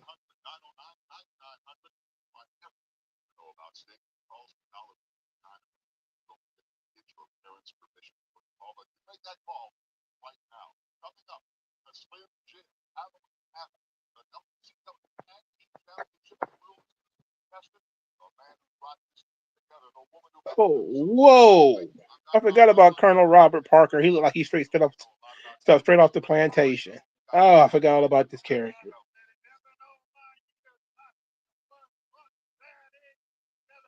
This is really a bad look. I'm not even a fine racism and everything kind of guy, but this is a bad look. They really put this man.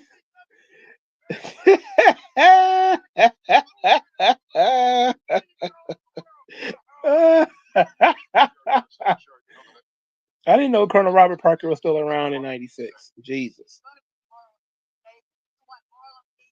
I love me some Sherry though. That's great.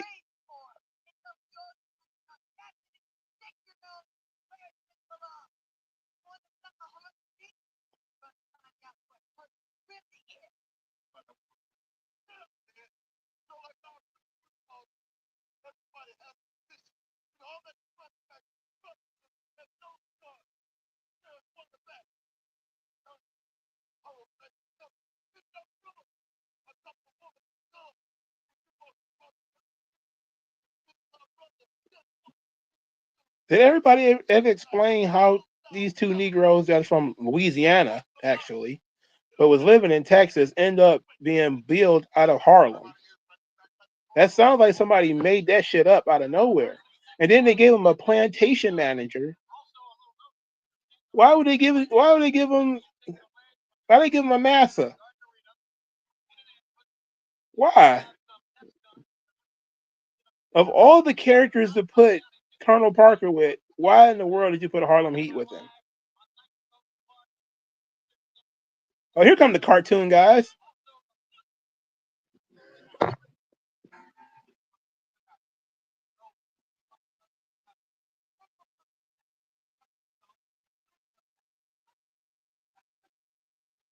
Jimmy Hart ain't nothing but a cartoon character, bro. He literally jumps off the page. He's almost like Stan Lee.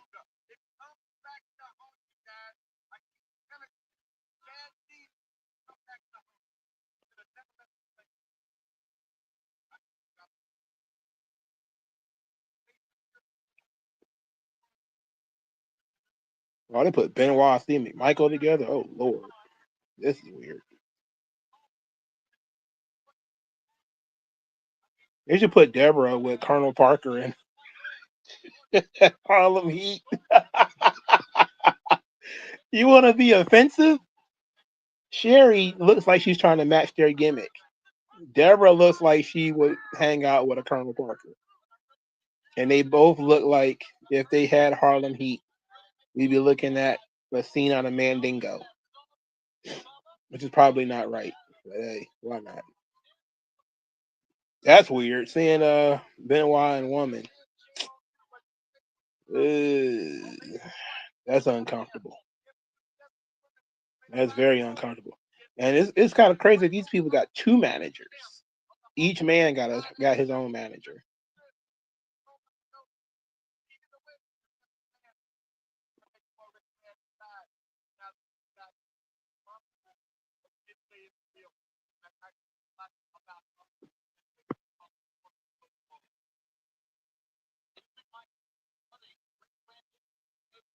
Why did Deborah and Nancy even get in the ring?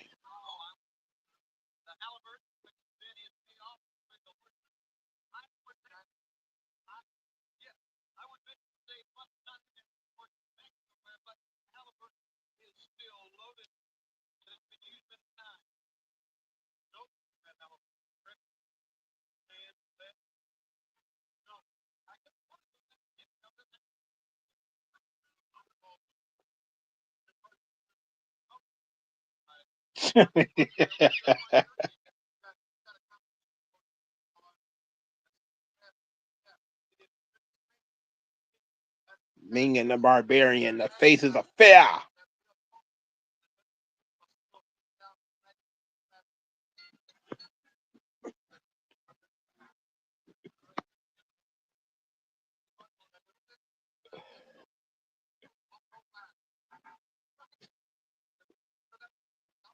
Oh shit.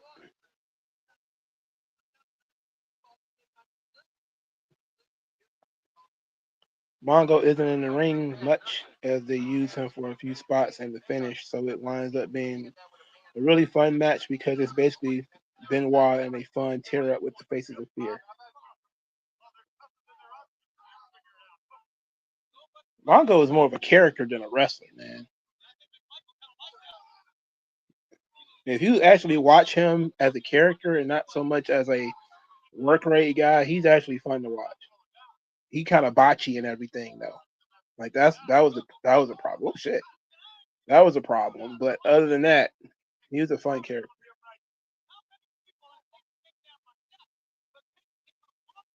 Yeah, he actually nailed him too with that shoulder tackle.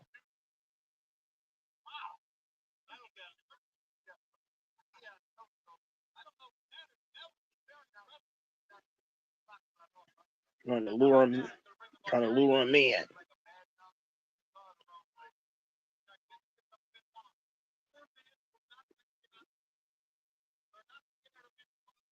Barbarian's a big dude, man.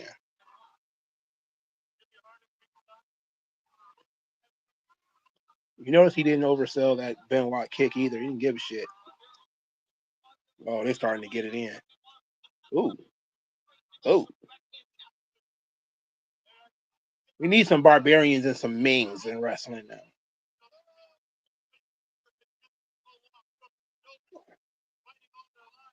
I know we got a bunch of fucking Samoans on SmackDown, but none of them are like Barbarians and Mings. I'm sorry, Polynesians. Because Ming is not Samoan. Ooh, shit. Why would he throw a headbutt? Oh. They laying they shit in, man. They not fucking around. Yeah, there's quite a few people dead in this scene, which is nuts. An entire tag team over there is dead. I don't think the Barbarian is dead yet. I know Ming isn't.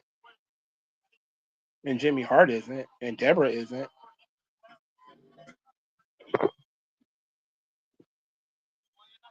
The ref is, though. This is certainly the most dead people in the ring so far.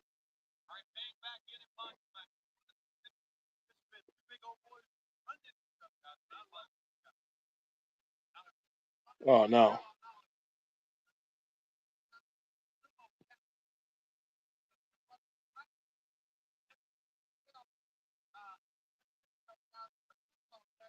It's always sad when you go back to like going back to like 1988 or something like that, and like most of the matches dead is not a surprise. That shit was 40 years ago. But this was 96. Most everybody should have still been alive, but Mongo was kind of old here. And then I think he had cancer or something like that. Of course, Benoit did what Benoit did, and that canceled out him and Nancy.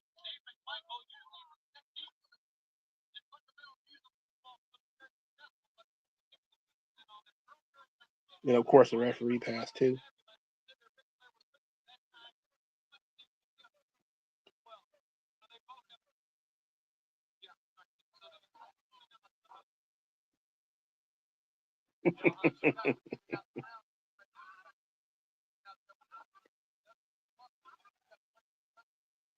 Barbarian strikes are open-handed, but they sound and look bad, like they hurt.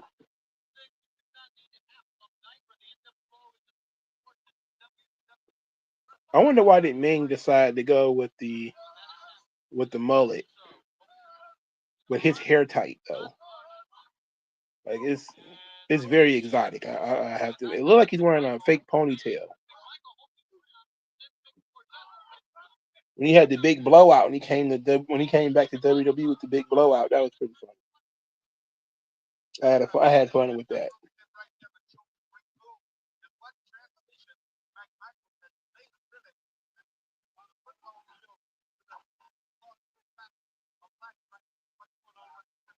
What was that about?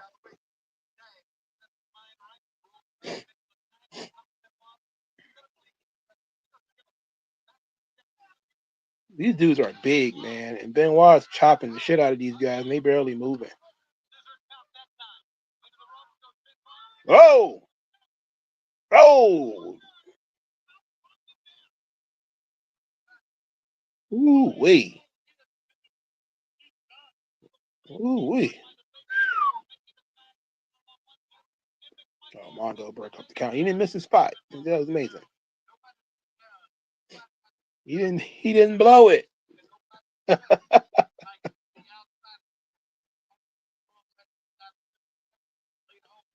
Yeah, I think Benoit felt that power bomb. I think that joint it probably kept him up that night.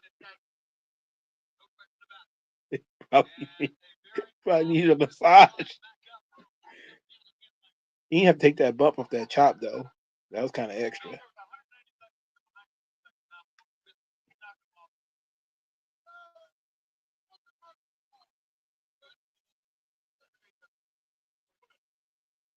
Boola Boola. That was a nice callback.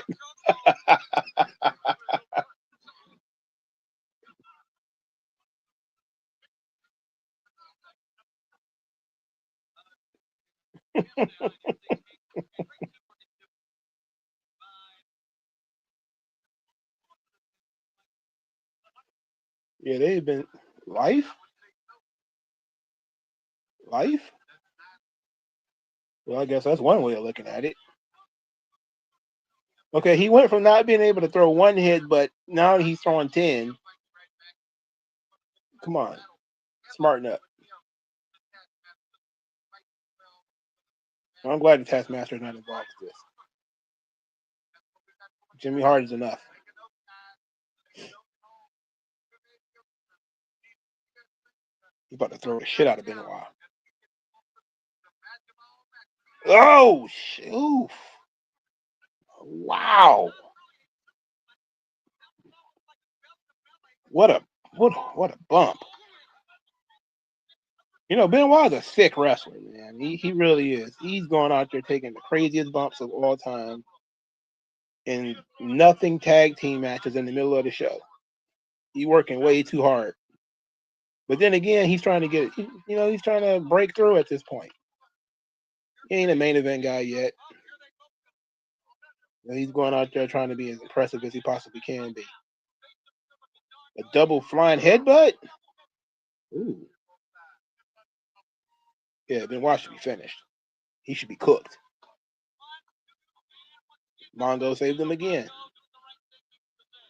I don't know. Are you doing the right thing, or are you getting his ass kicked? He's in there getting tossed around and flying headbutted.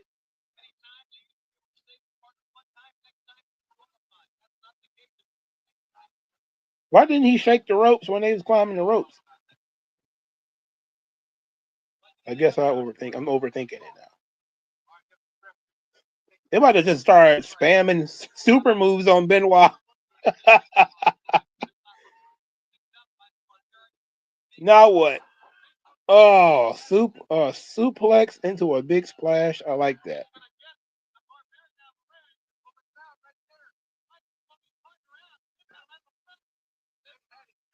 They're about to hit him in the head with that the briefcase. Tagged him with that motherfucker too.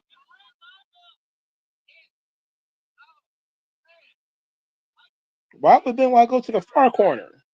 Or wouldn't he go to the near corner? Oh, I guess camera.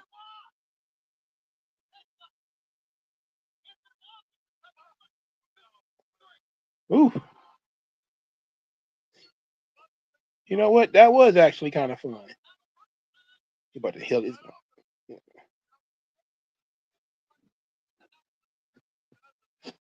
Dang, Ming got pinned and just jumped right up. Shit. Ain't that the kind of stuff that Austin Aries got heat over? He got pinned and jumped right up. Now he's on offense already. Are they trying to kidnap the white woman?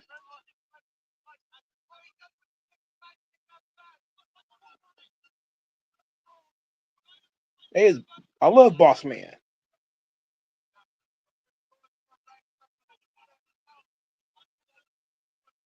Benoit fighting for his life against these giants. All these men are big as shit. How's he fighting all three of these guys all by himself? This is unreal. What kind of booking is this?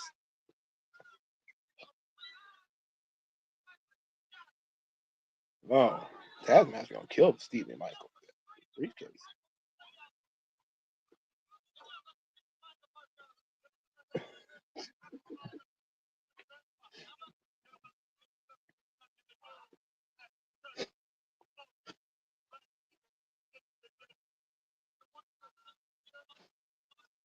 Wow, that was a nice spine buster from Boss Man.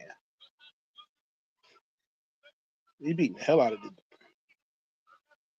They kicking Benoit. He's not even responsive anymore. I like that. That's good selling. Because he's supposed to be unconscious.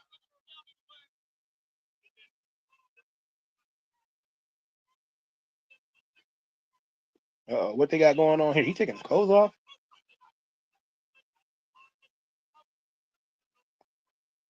Yeah, what is he saying?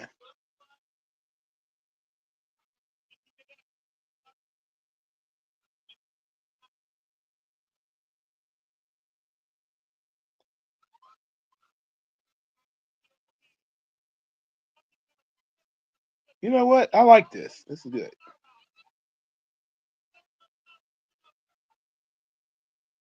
I like this. This is going. This is good here. I actually want to know where is this going. I don't remember a Dungeon of Doom that got the Boss Man in it. I don't remember that at all. Or Conan.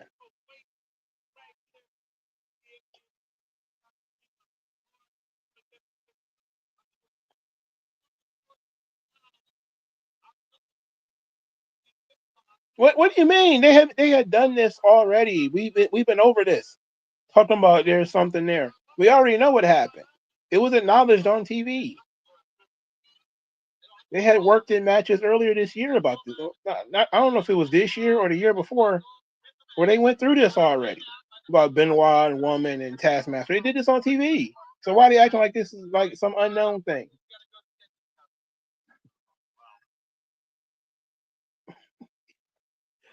I'm well aware of what's going on.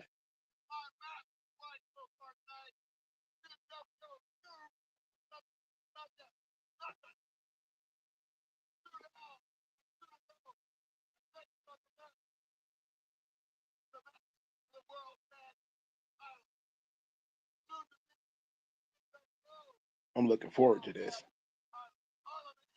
Nash not doing nothing for who knows how many minutes. It's very creative how Nash managed to have whole matches without doing very little as possible.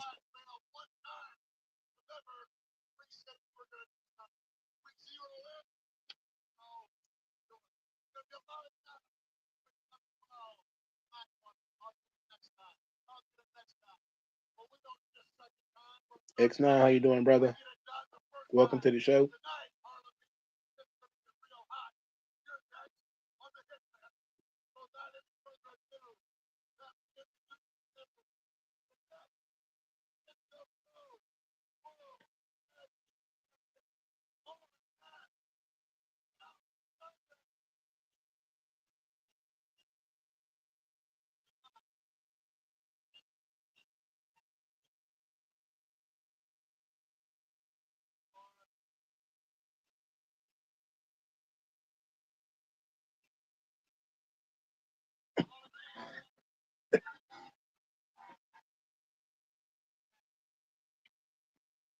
You're giving the NWO all crowd entrances,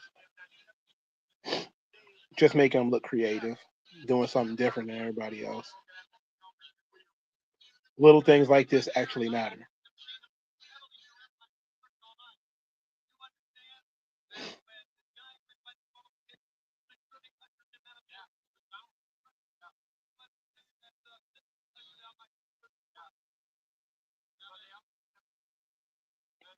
They always got a plan.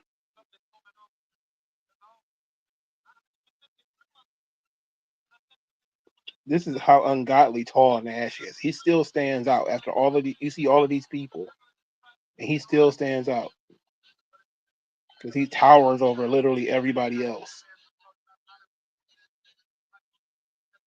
And Hall is not small. Hall is like 6'4" or something like that.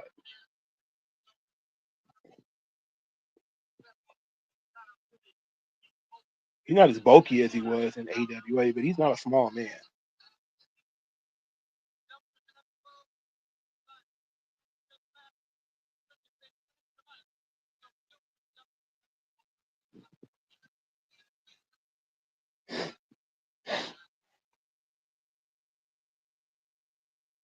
I love the Harlem Heat thing.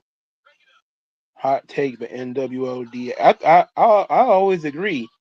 The core members of the NWO are better than the core members of DX. But if you actually like let the stories run out, DX made a bigger impact. They actually made stars with DX. They didn't make any stars with the NWO. They just took stars. Well, they made Steiner. If you even want to give him a credit for Steiner, but that's pretty much it. By the time the NWO was done, Disco Inferno was even in it. Like, who the hell cares?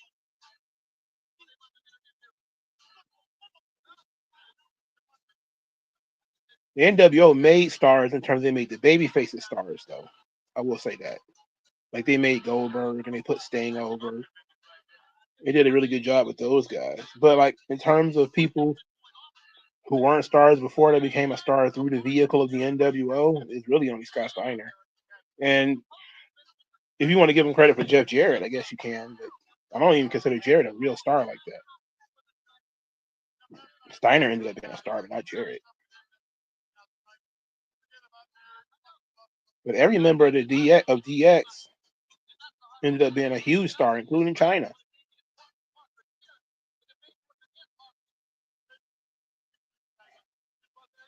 So I don't know, but certainly the core members of the NWO are better than the core members of DX because it was basically Shawn and Shawn, and that was pretty much it. Triple H was never cool. China was cool, but when Shawn was there, she didn't do much.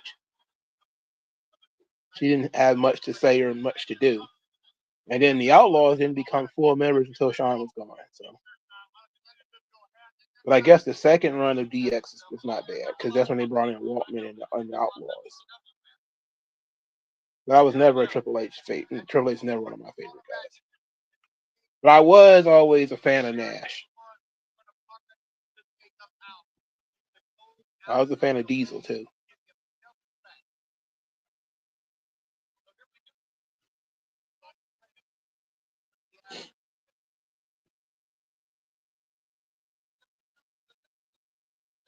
The crowd hot for this joint.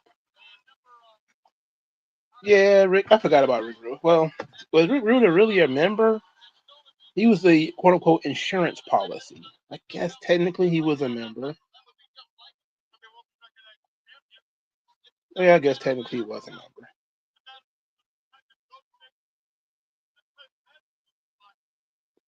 This is where your tag team titles really mean something. The crowd is amped for this shit too.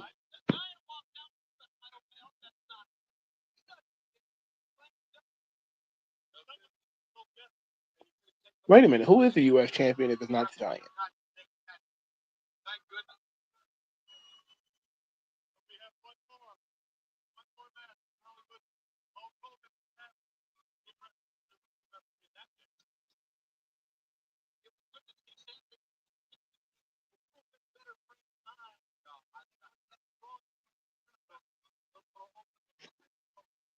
Yeah, the outsiders are clearly the favorites here. It's not even a question.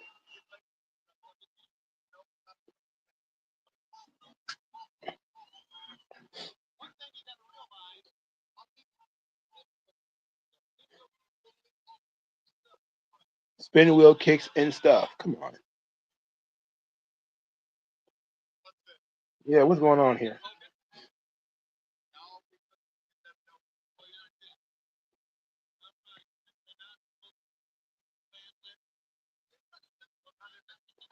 I mean, just Booker and Stevie are like really big, solid dudes, though. Like, there's no small member of Harlem Heat.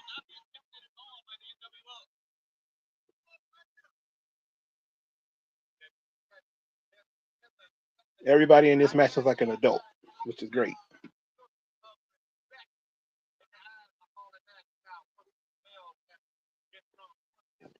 They got two managers. That's crazy. Why everybody got two managers all of a sudden? Why do you need two? I don't understand why you need two managers.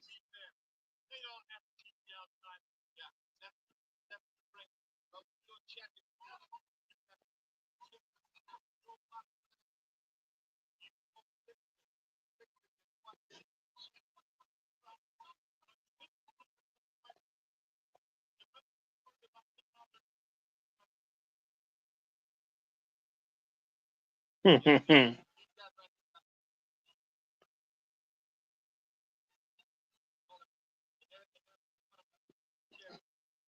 she's the quarterback. Yeah, he did call her the quarterback.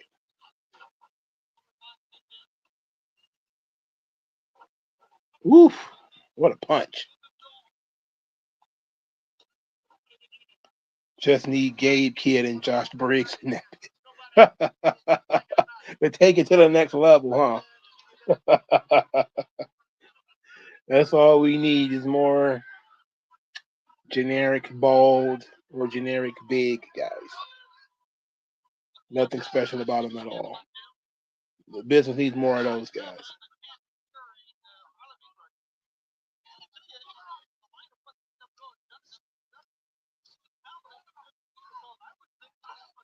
Oof. All his punches got some, like they got a little bit of steam on them.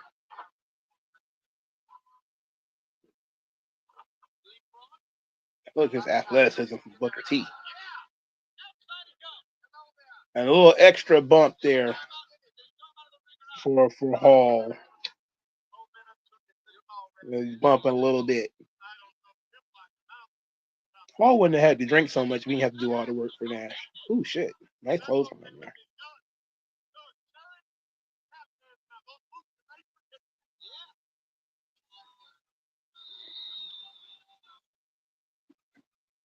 I just can't believe they put a master with these kids, dog. Like, that's crazy. Why would you do that? Stevie Ray finally in the match. You want to do something.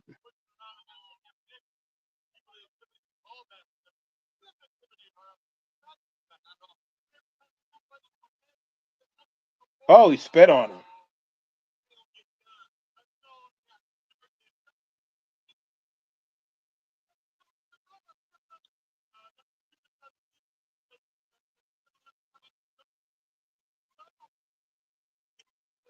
Nash be so full of shit, man. He's doing all this like he about to really do something. He don't be do nothing, man. Nobody aura farms as much as Kevin Nash. They say Roman aura farms all the time. Nash does that shit. That's 90% of what Kevin Nash does in the ring is aura farming. 90% of it. He's got no second gear either. And he made millions of dollars. Yeah, I'm not really with all the spitting. I don't like the spitting.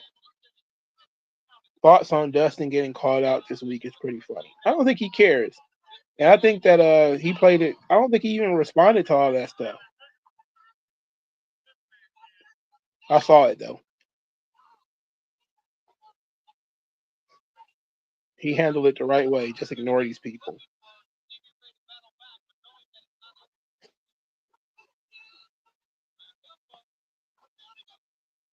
Ooh. Oh, he spit on Scott Hall. They spitting on each other. Oh boy.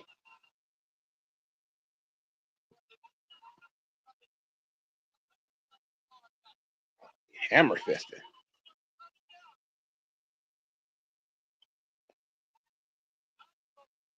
That's what I'm talking about.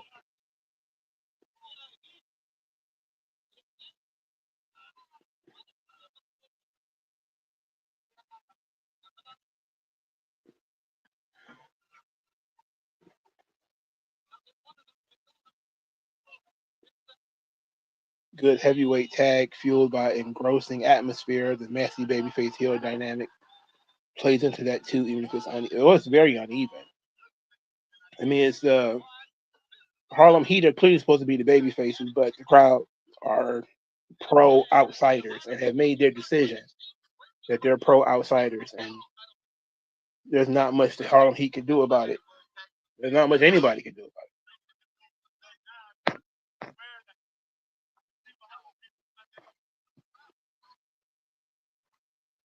It's crazy how much wrestling sucks now that it is like a highlight of the news. Yeah, I think people are looking for something to get upset about because wrestling is so boring. So they're like, oh no, you got to talk about Dustin being pro-Trump. Like, who gives a shit? He's not even like crazy pro-Trump. He just like had like a pro-Trump position or something. He had no security at all. That Bulldog. We need more heavyweight tag team. We need more heavyweight wrestlers, for God's sake. Even the guys that they call big today aren't even all that big. Guys like Jacob Fatu and JC Mateo, they aren't really all. They're not tall. They're just wide.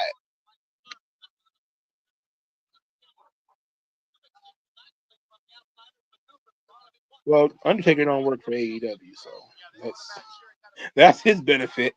If he worked in AEW, they'd have canceled him a long time ago. But he don't work there, so it don't matter.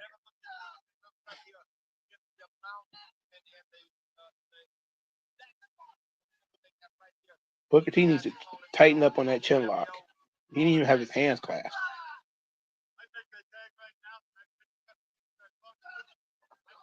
Nice. About to be a good clothesline. There we go. I know they shit. That was a stiff clothesline, too.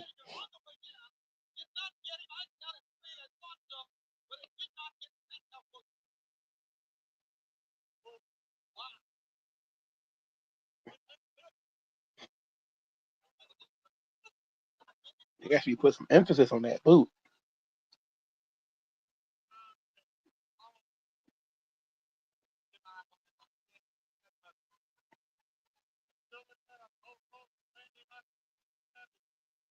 Snake eyes. Ooh. Them clotheslines, they look good.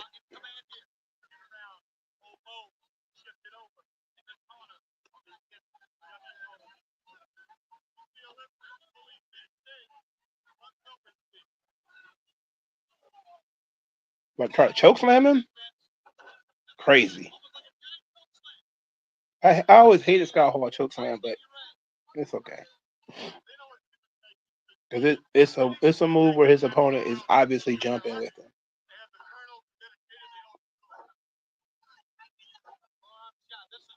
him. Ooh, nice cutoff. Eye poke. Ooh, shit. Again, Booker T is not a small man. Ooh.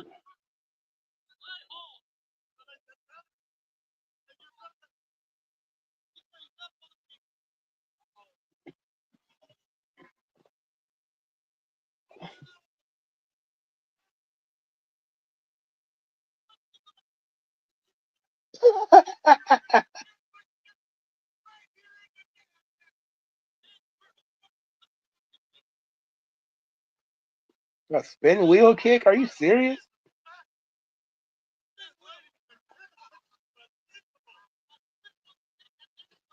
A standing spin wheel kick too. What is that about?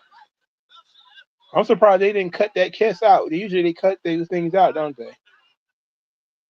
Anyway, I'd rather watch Kevin Nash match than Samoa Joe. I don't know. I wouldn't go that far. I love me some Samoa Joe. I really do. It depends on who's Nash is wrestling. Who is Nash wrestling? He's wrestling Bret Hart? Okay. Undertaker? Okay. Goldberg? Okay. Maybe.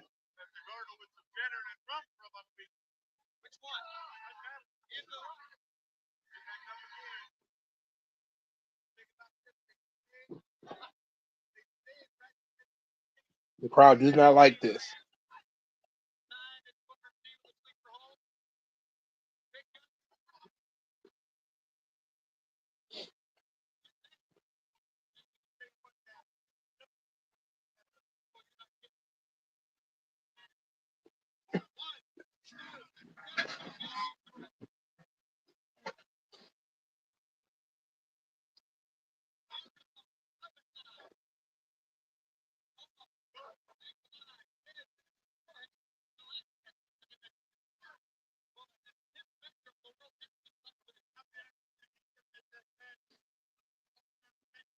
This is a good match.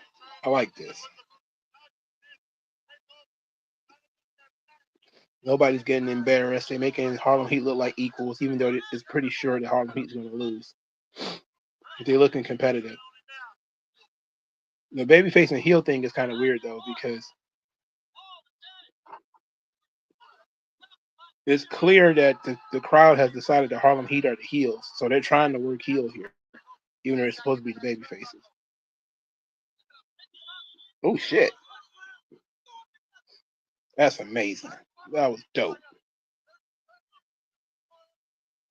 Look at how giving Scott Hall is, for Christ's sake. He's letting these dudes press slam him and all kind of stuff, man. He's willing to go out there and look small. And he's about the same size as all these guys. Woof.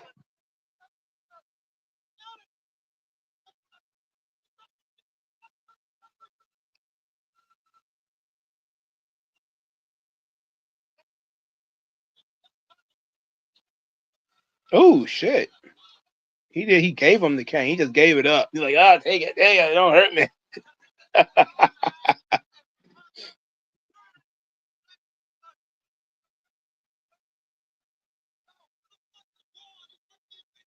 Yeah, he took off.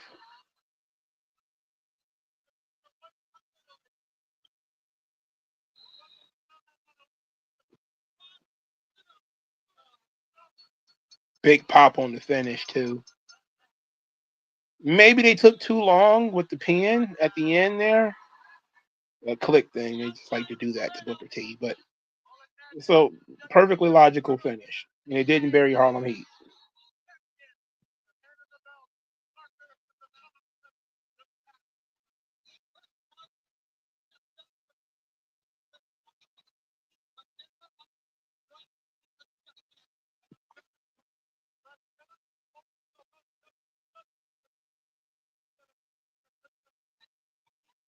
I can't believe Sherry wasn't around much longer. Hall and Nash are the tag team champions, and the crowd likes that.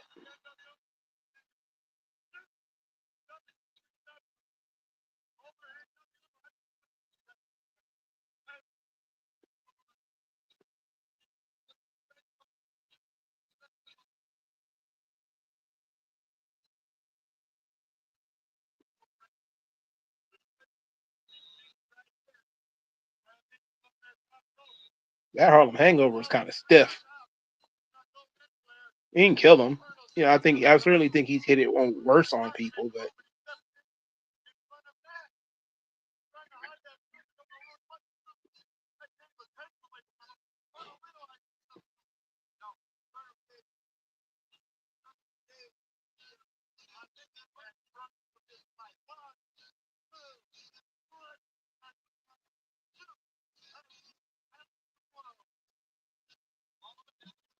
the good old days, Hall and Nash working together. I loved it.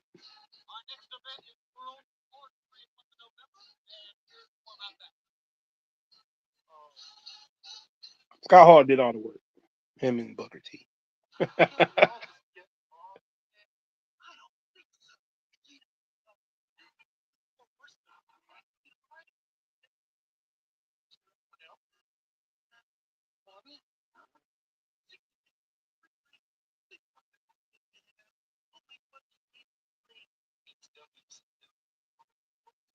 Who the fuck was that guy?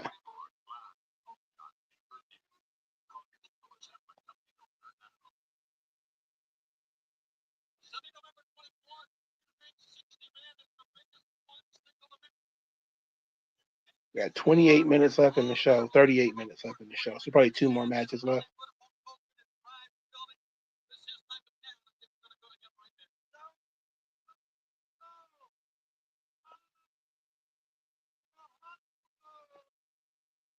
Look at this ridiculous haircut. Look at this ridiculous hairpiece. Everything about this is nonsensical. Look at this.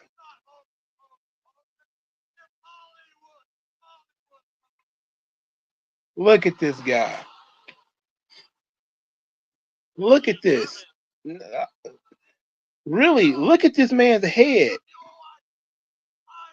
Who told him to do this?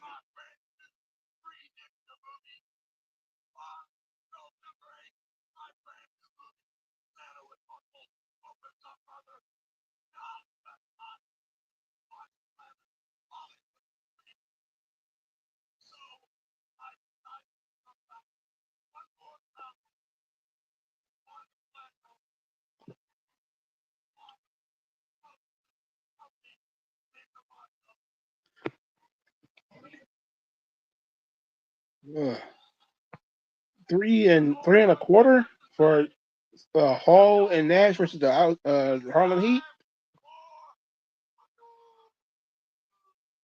I don't know. Understand what is going on with his hair? It's obviously fake. He was bald literally a few months before this. He cannot possibly grow hair. Why did he decide to wear a wig? And who let him? Who let him on TV with this wig? This hair piece. Hulk Hogan has been bald since 1985. I think I've been bald since 86. And now all of a sudden he got a buzz cut? No. He got the Dolph Lundgren all of a sudden? No. Nobody believes this. He was on some bullshit for sure. He was feeling himself. I know he couldn't have thought he was going to work with this goddamn thing. And he pierced his ear. Nuts. Nuts.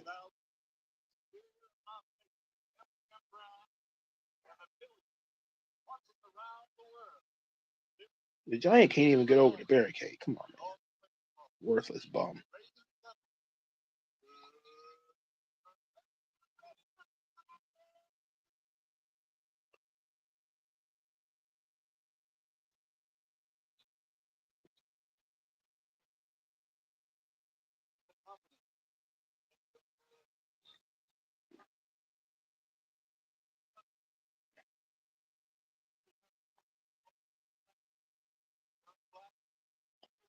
He's still introducing Hogan, and Savage is coming to the ring. And they turned his music off and everything. What the hell?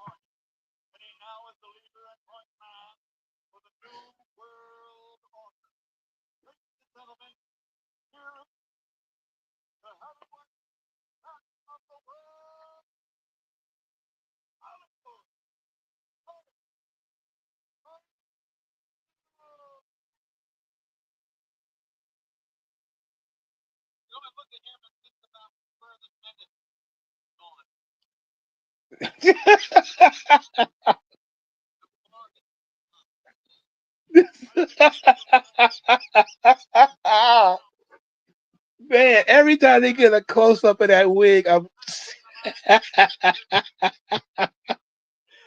it's psychotic. This looks so strange. He didn't even get the shit that made him look like he in 1982 or 83 or something. This is a look he's never had in his life. And he's got so much confidence. This just for men shit on the top of his head. He said Michael still looks the same. You think so? He sounded the same too. I think his voice a little bit shot though. Where does Righty Savage taking us?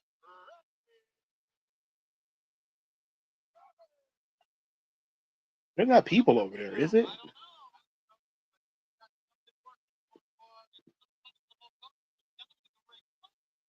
What?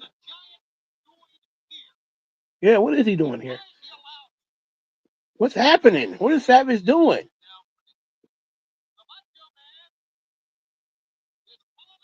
Oh shit. So that's a monster truck. Oh, that bitch is cold.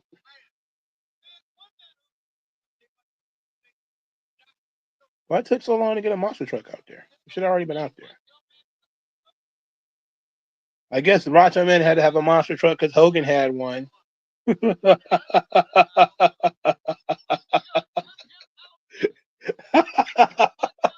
He does got that die-hard Bruce Willis haircut. He sure does.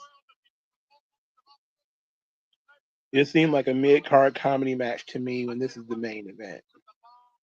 Well, look at Hogan. How is it not comedy? Look at his fucking head.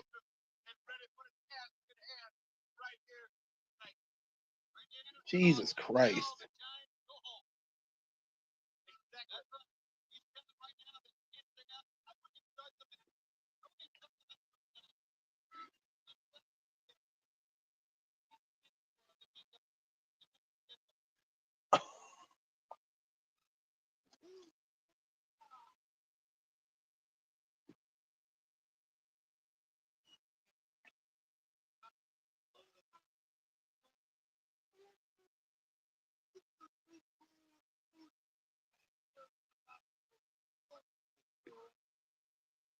Goons, stooges, and bag carriers.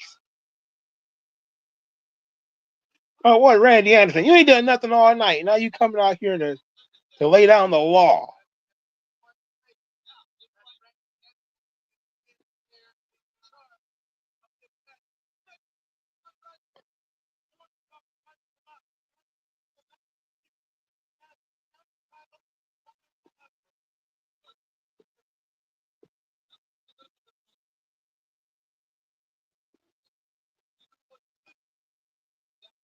These everything about Hogan. I can't look at Hogan without laughing, bro.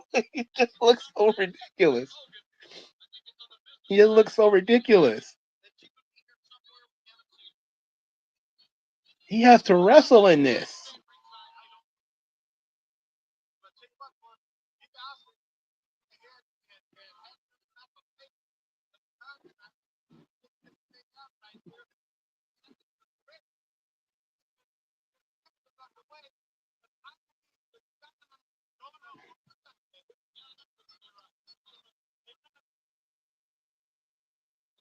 Oh man, Savage isn't even balding yet. It looked like.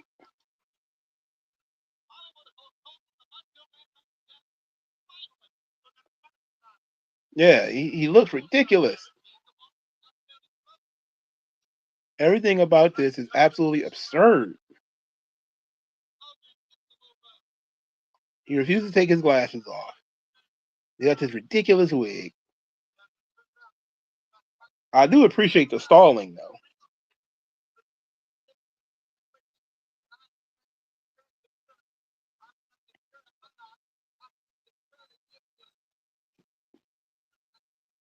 Yeah, that's not a word, Dusty. Disimposing. What is that?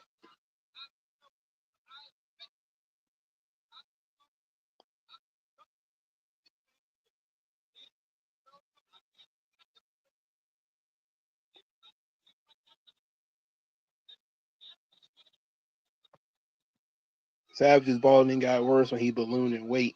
Started doing the ponytail look. Yeah, like he was.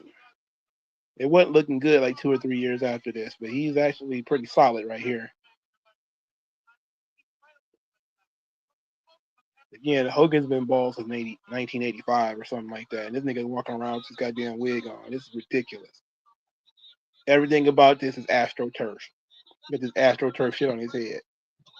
It's so ridiculous.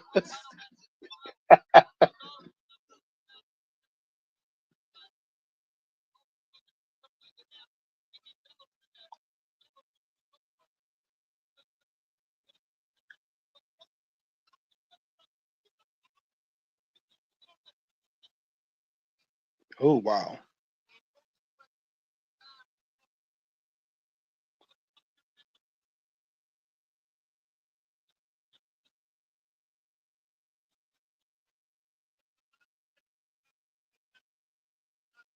Monster hatred.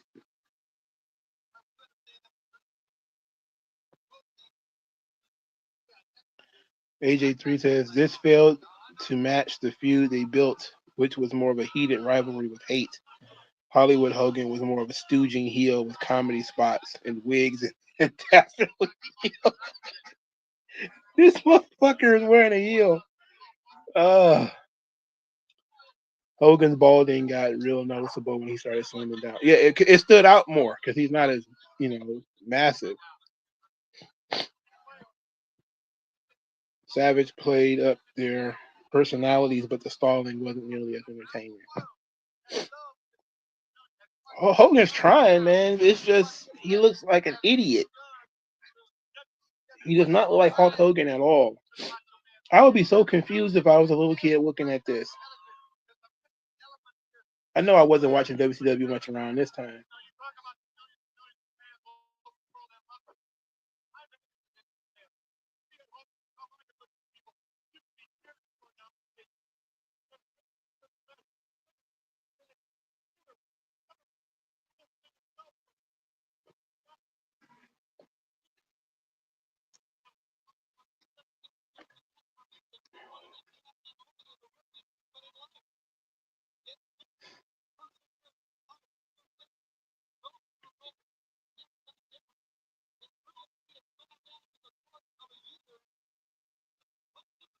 I'm surprised Savage isn't like as intense as he should be. I feel like he should be more intense.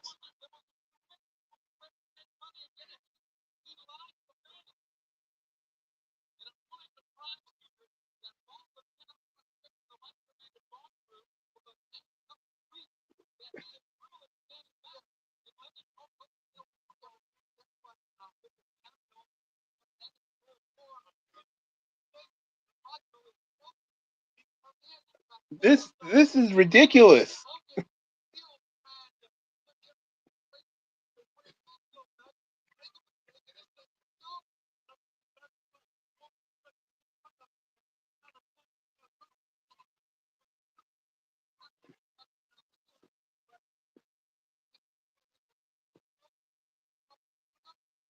Okay, finally starting to make some real contact here.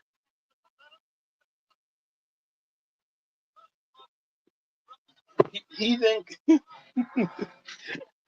he decided to dress up for Halloween. He decided to be Dolph Lundgren for Halloween, Universal Soldier for Halloween.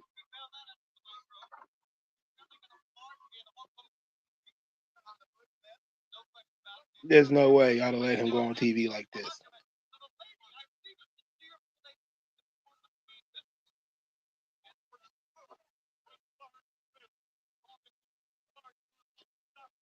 And with the sunglasses on too, though, like that's so nutty.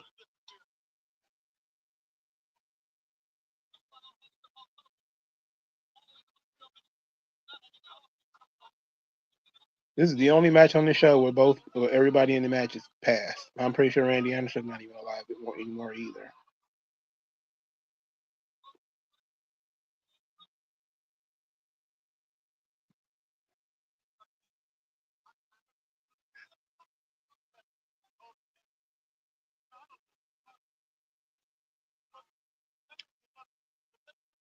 Hulkamaniacs.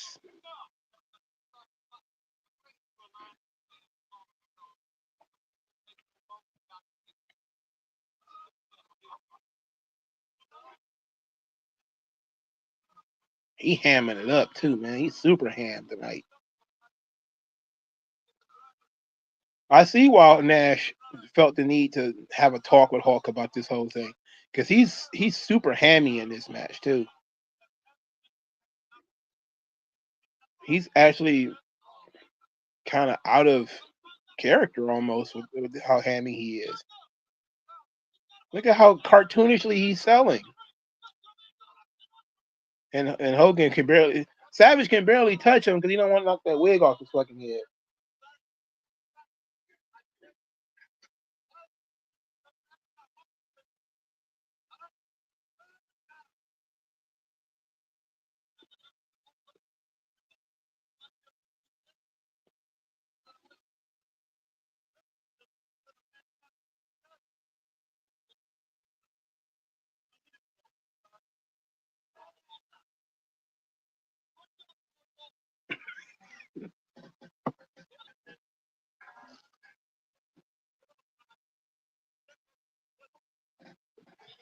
This is ridiculous. Oh! he said he's a convertible.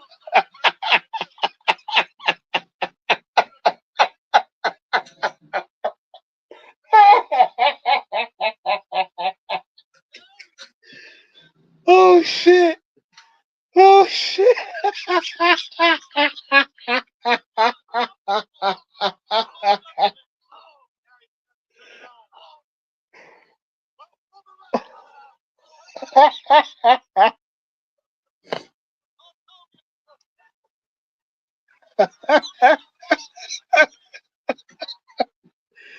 The fucking wig came off, bro. Oh, this is absurd. What the hell is this? And he put the wig in his mouth. And he got the shit in a ponytail, bro. This is all bad. he got it in a ponytail, bro. Oh my lord.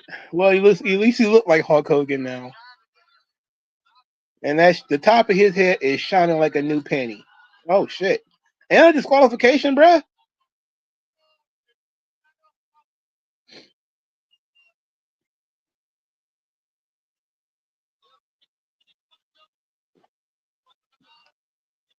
That shit shiny as hell, man.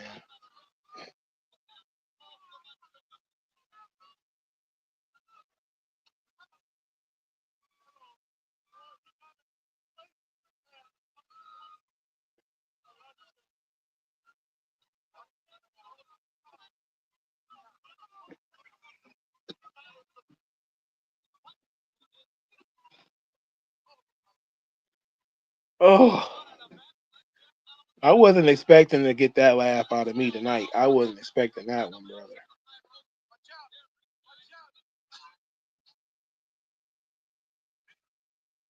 They just doing whatever they want in this match. Oh, they hitting each other with chairs in front of the referee and everything.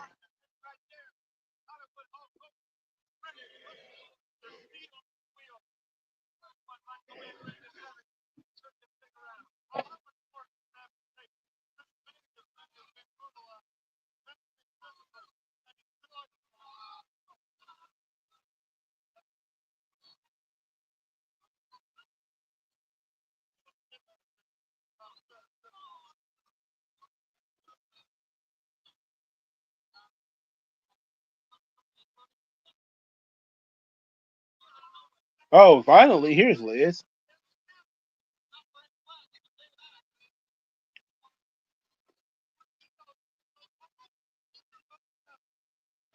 Here goes Bobby Heenan again. Which one did she go with? She wearing like multicolored things. But she's not like color coordinated with anybody.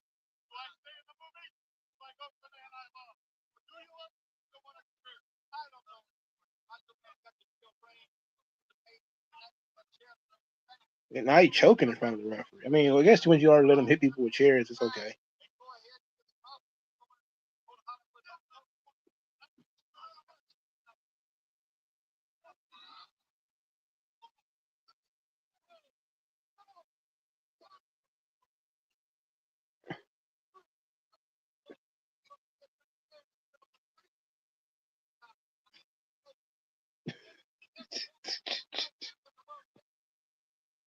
Which side is she on? Well, that's the only thing she was known for was being with Savage. But they was, yeah, pretty much separated for a long time by this point. I'm pretty sure that was the impetus for her turning on him later. They tried to make her do something on her own, but she ain't got it.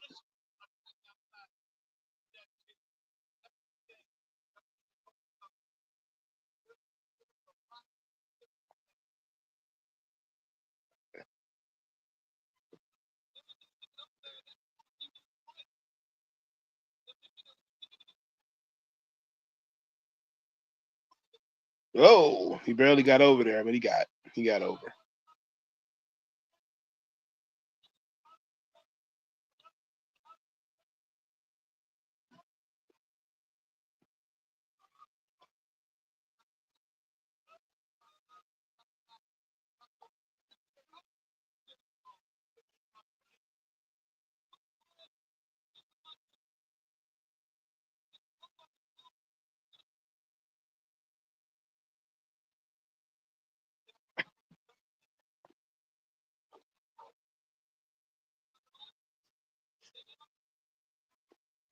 Ooh wee. Damn, he barely got him up with that sloop slam.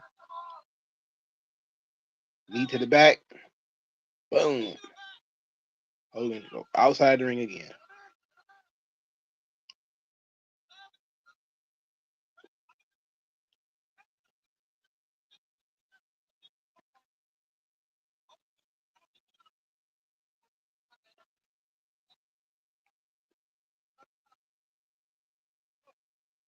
Hogan has gotten almost no offense in this whole match.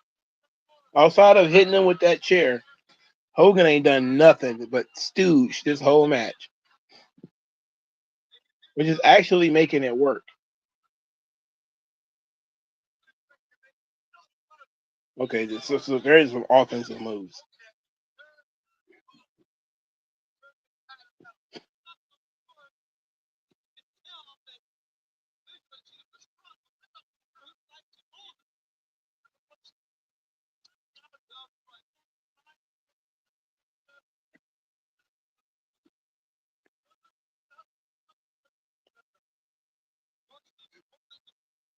Oh, there go the big boot.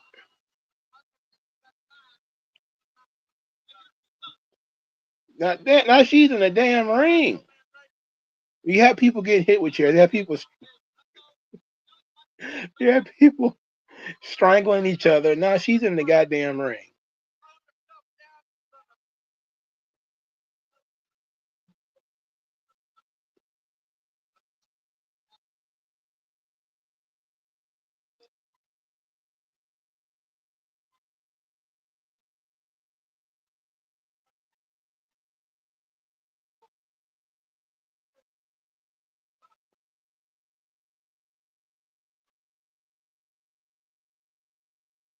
Is Savage dead from that boot? Like, what's happening here? Well, no, he's not dead. He missed a big leg.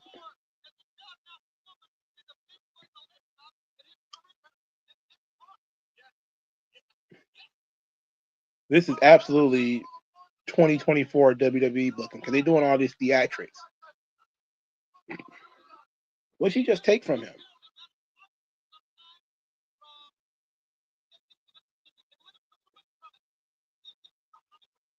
Oh.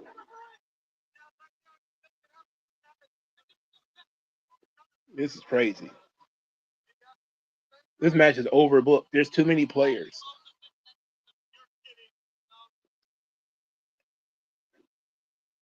Yep, here comes the heel referee.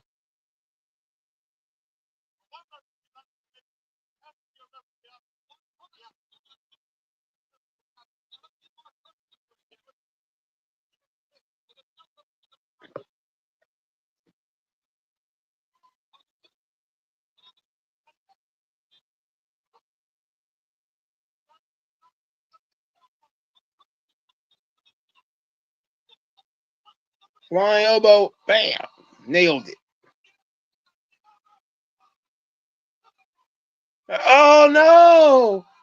Oh no! As soon as he grabbed that neck brace, a pop can came flying. As soon as he grabbed that neck brace, somebody threw that Pepsi like, fuck this.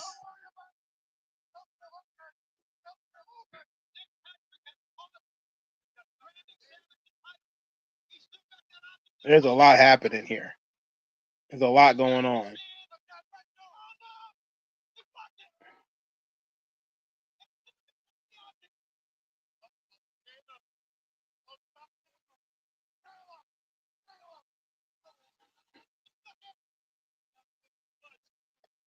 And he hid the weapon in his boot. He hid the weapon in his boot. There's Ted DiBiase.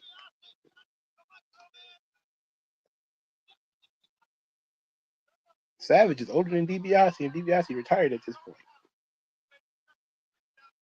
Oh shit! Here comes the giant.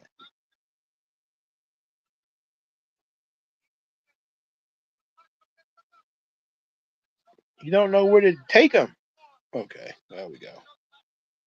I'm pretty sure Savage had to yell at his dumb ass. Take it to the ring post. Do it to the floor. Don't kill me, brother. Be gentle. You want to slam the Macho Man. You need to be very, very gentle. Choke slam on the floor. I'm pretty sure that's the finish.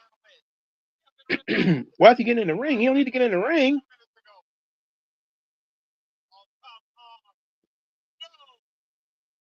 Patrick is looking right at this shit. Yeah, I bet. There's another red cup that just flew in the ring. Are we going to pretend like this is a perfectly normal match? Get the fuck out of here. This is nonsense.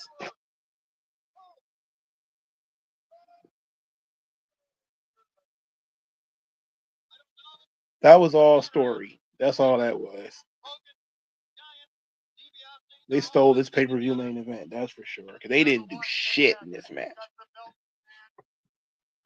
A far cry from WrestleMania 5. But then again, that was many, many years earlier.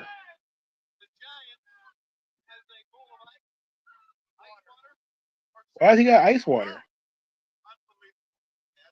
Oh, he spilled it? Goof.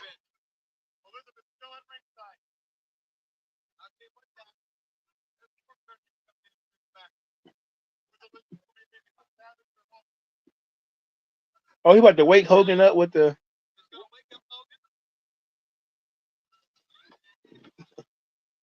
It's so dumb.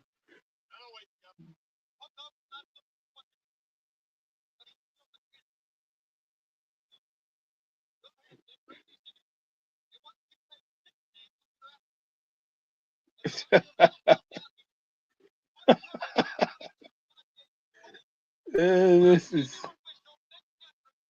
nuts. He said Ted is only 2 years younger than Savage and a year younger than Hogan.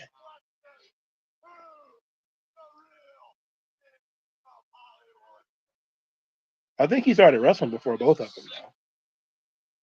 Because I think Ted DiBiase was wrestling in '75, and I think Hogan started in '77,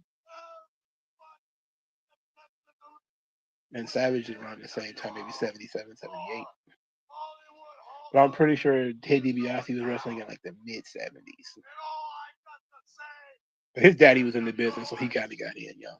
But I'm trying to remember when Ted DiBiase was in New York.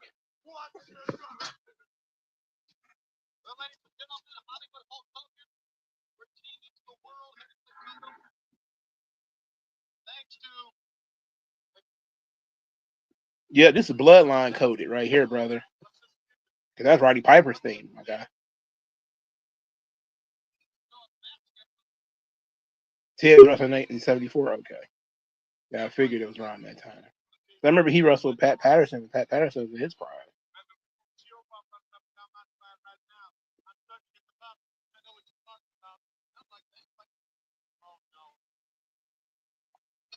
People are leaving.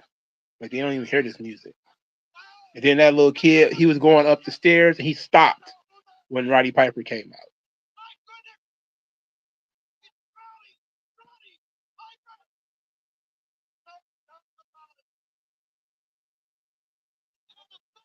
Look at Hogan. He rubbed his eyes.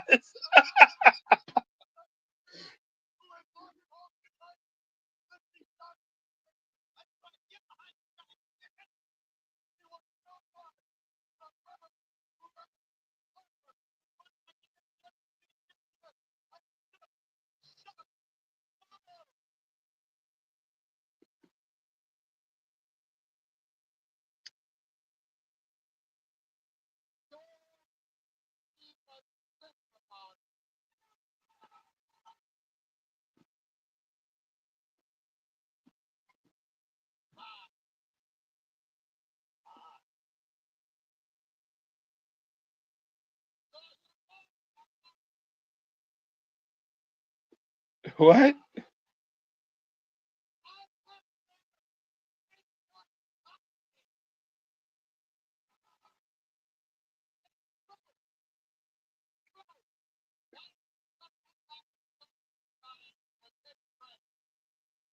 Call this big ass man Sprout.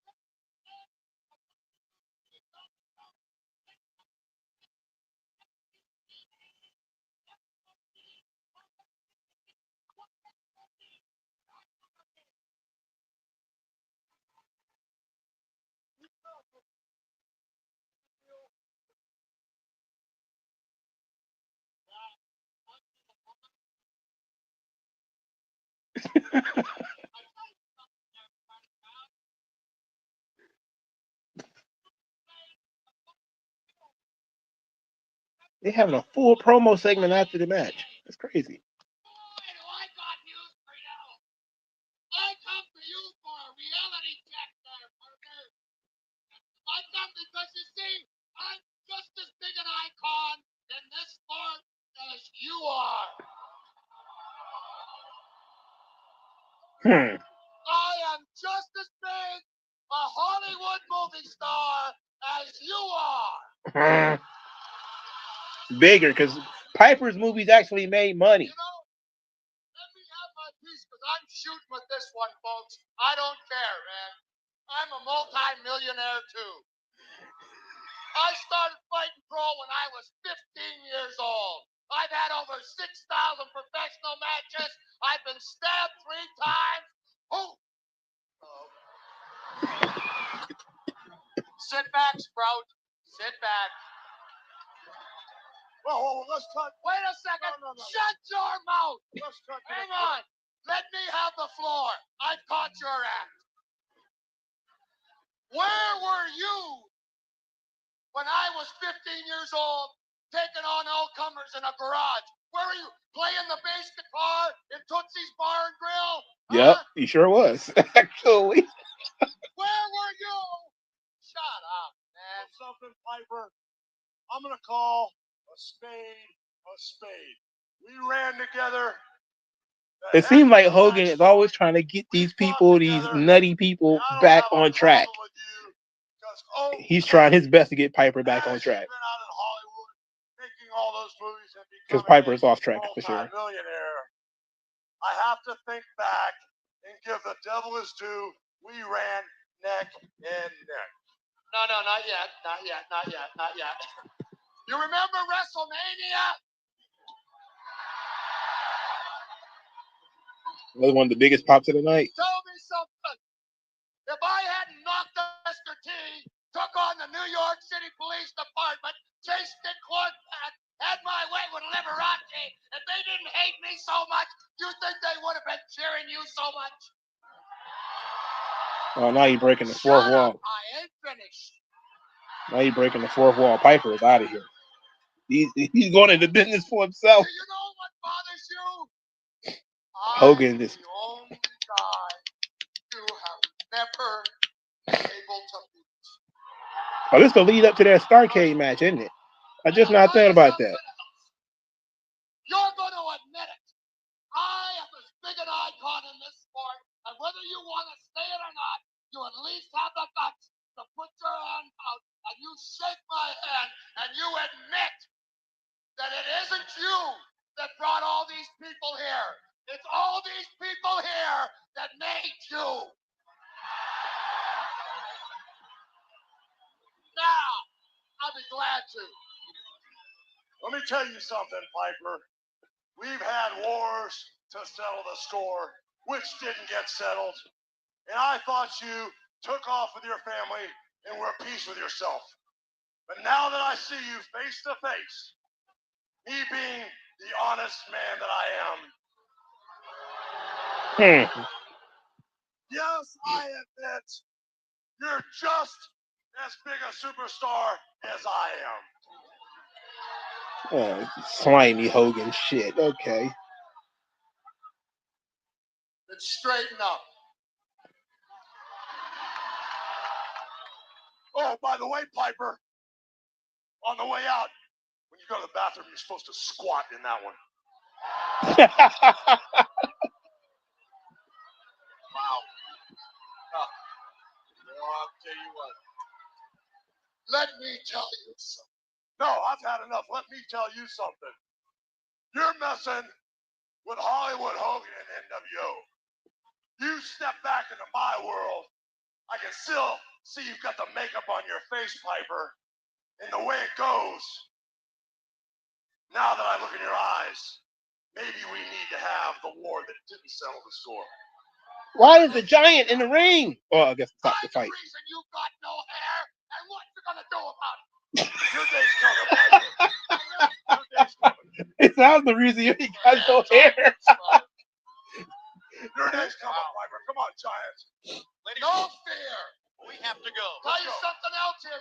Uh-oh. Piper's still going. Piper's still going. No wonder Randy Savage was so pissed. Piper is going into business for himself. He's doing his own thing. I got your act with Elizabeth. Good night, everybody. This is my sport. You can have this for now, but I'm telling you something. I won't allow. Yeah, they didn't know what they was in for with Roddy Piper, though.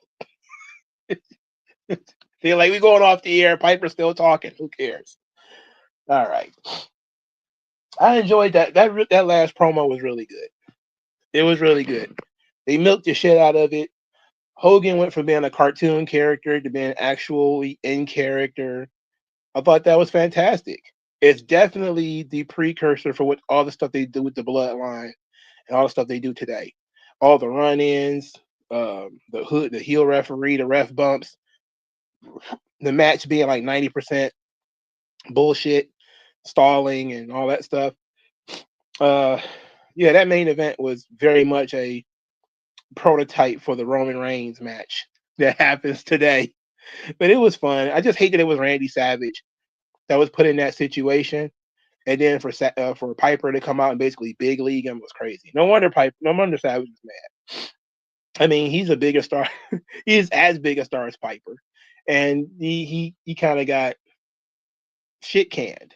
He got beat and kicked to the side, and then they brought out Roddy Piper. I mean, it's a bigger match because Hogan and Piper hadn't had a match in a long time, and Hogan had never pinned Piper, so it made sense. And then Piper was debuting, so it made sense. In terms of the undercard, tremendous undercard. Malenko and Mysterio, quite good. The Harlem Heat Outsiders match was very good. It's a co-main event.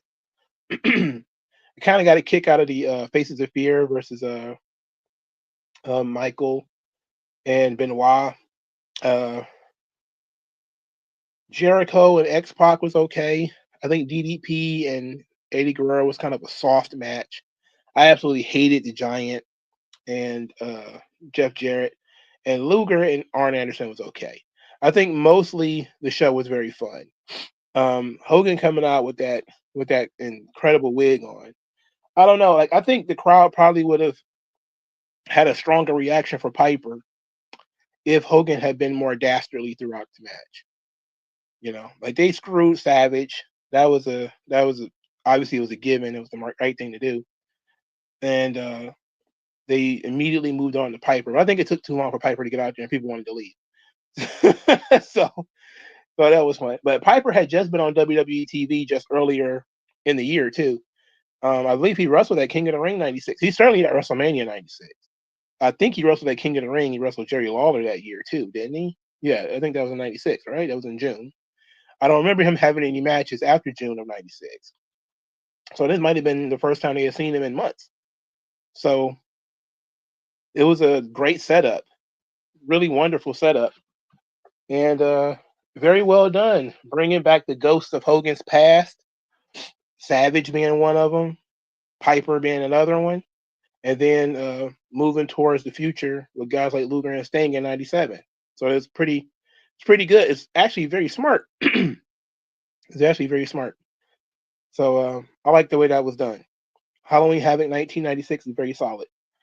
Next time, though, I'm probably going to avoid putting a show from the 90s on the list because those shows almost always win. If it's a show from WCW or early WWE, it almost always wins. And plus, I want to bring like a TNA show into the mix. I'm pretty sure there's got to be like a TNA show on YouTube or something like that, or something on Tubi that we can watch. Or they might have a TNA show on Roku or Tubi or something that we can watch. I'll get on that. I'll look to see because I know they got TNA pay-per-views plastered all over the place on the internet. Maybe there's something on YouTube or something I can find, or not YouTube, but Tubi or a free channel on Roku or something like that we can watch. But thank you guys for stopping by, man. I appreciate everybody. Have a great weekend. You guys be blessed, and I'll talk to you guys later.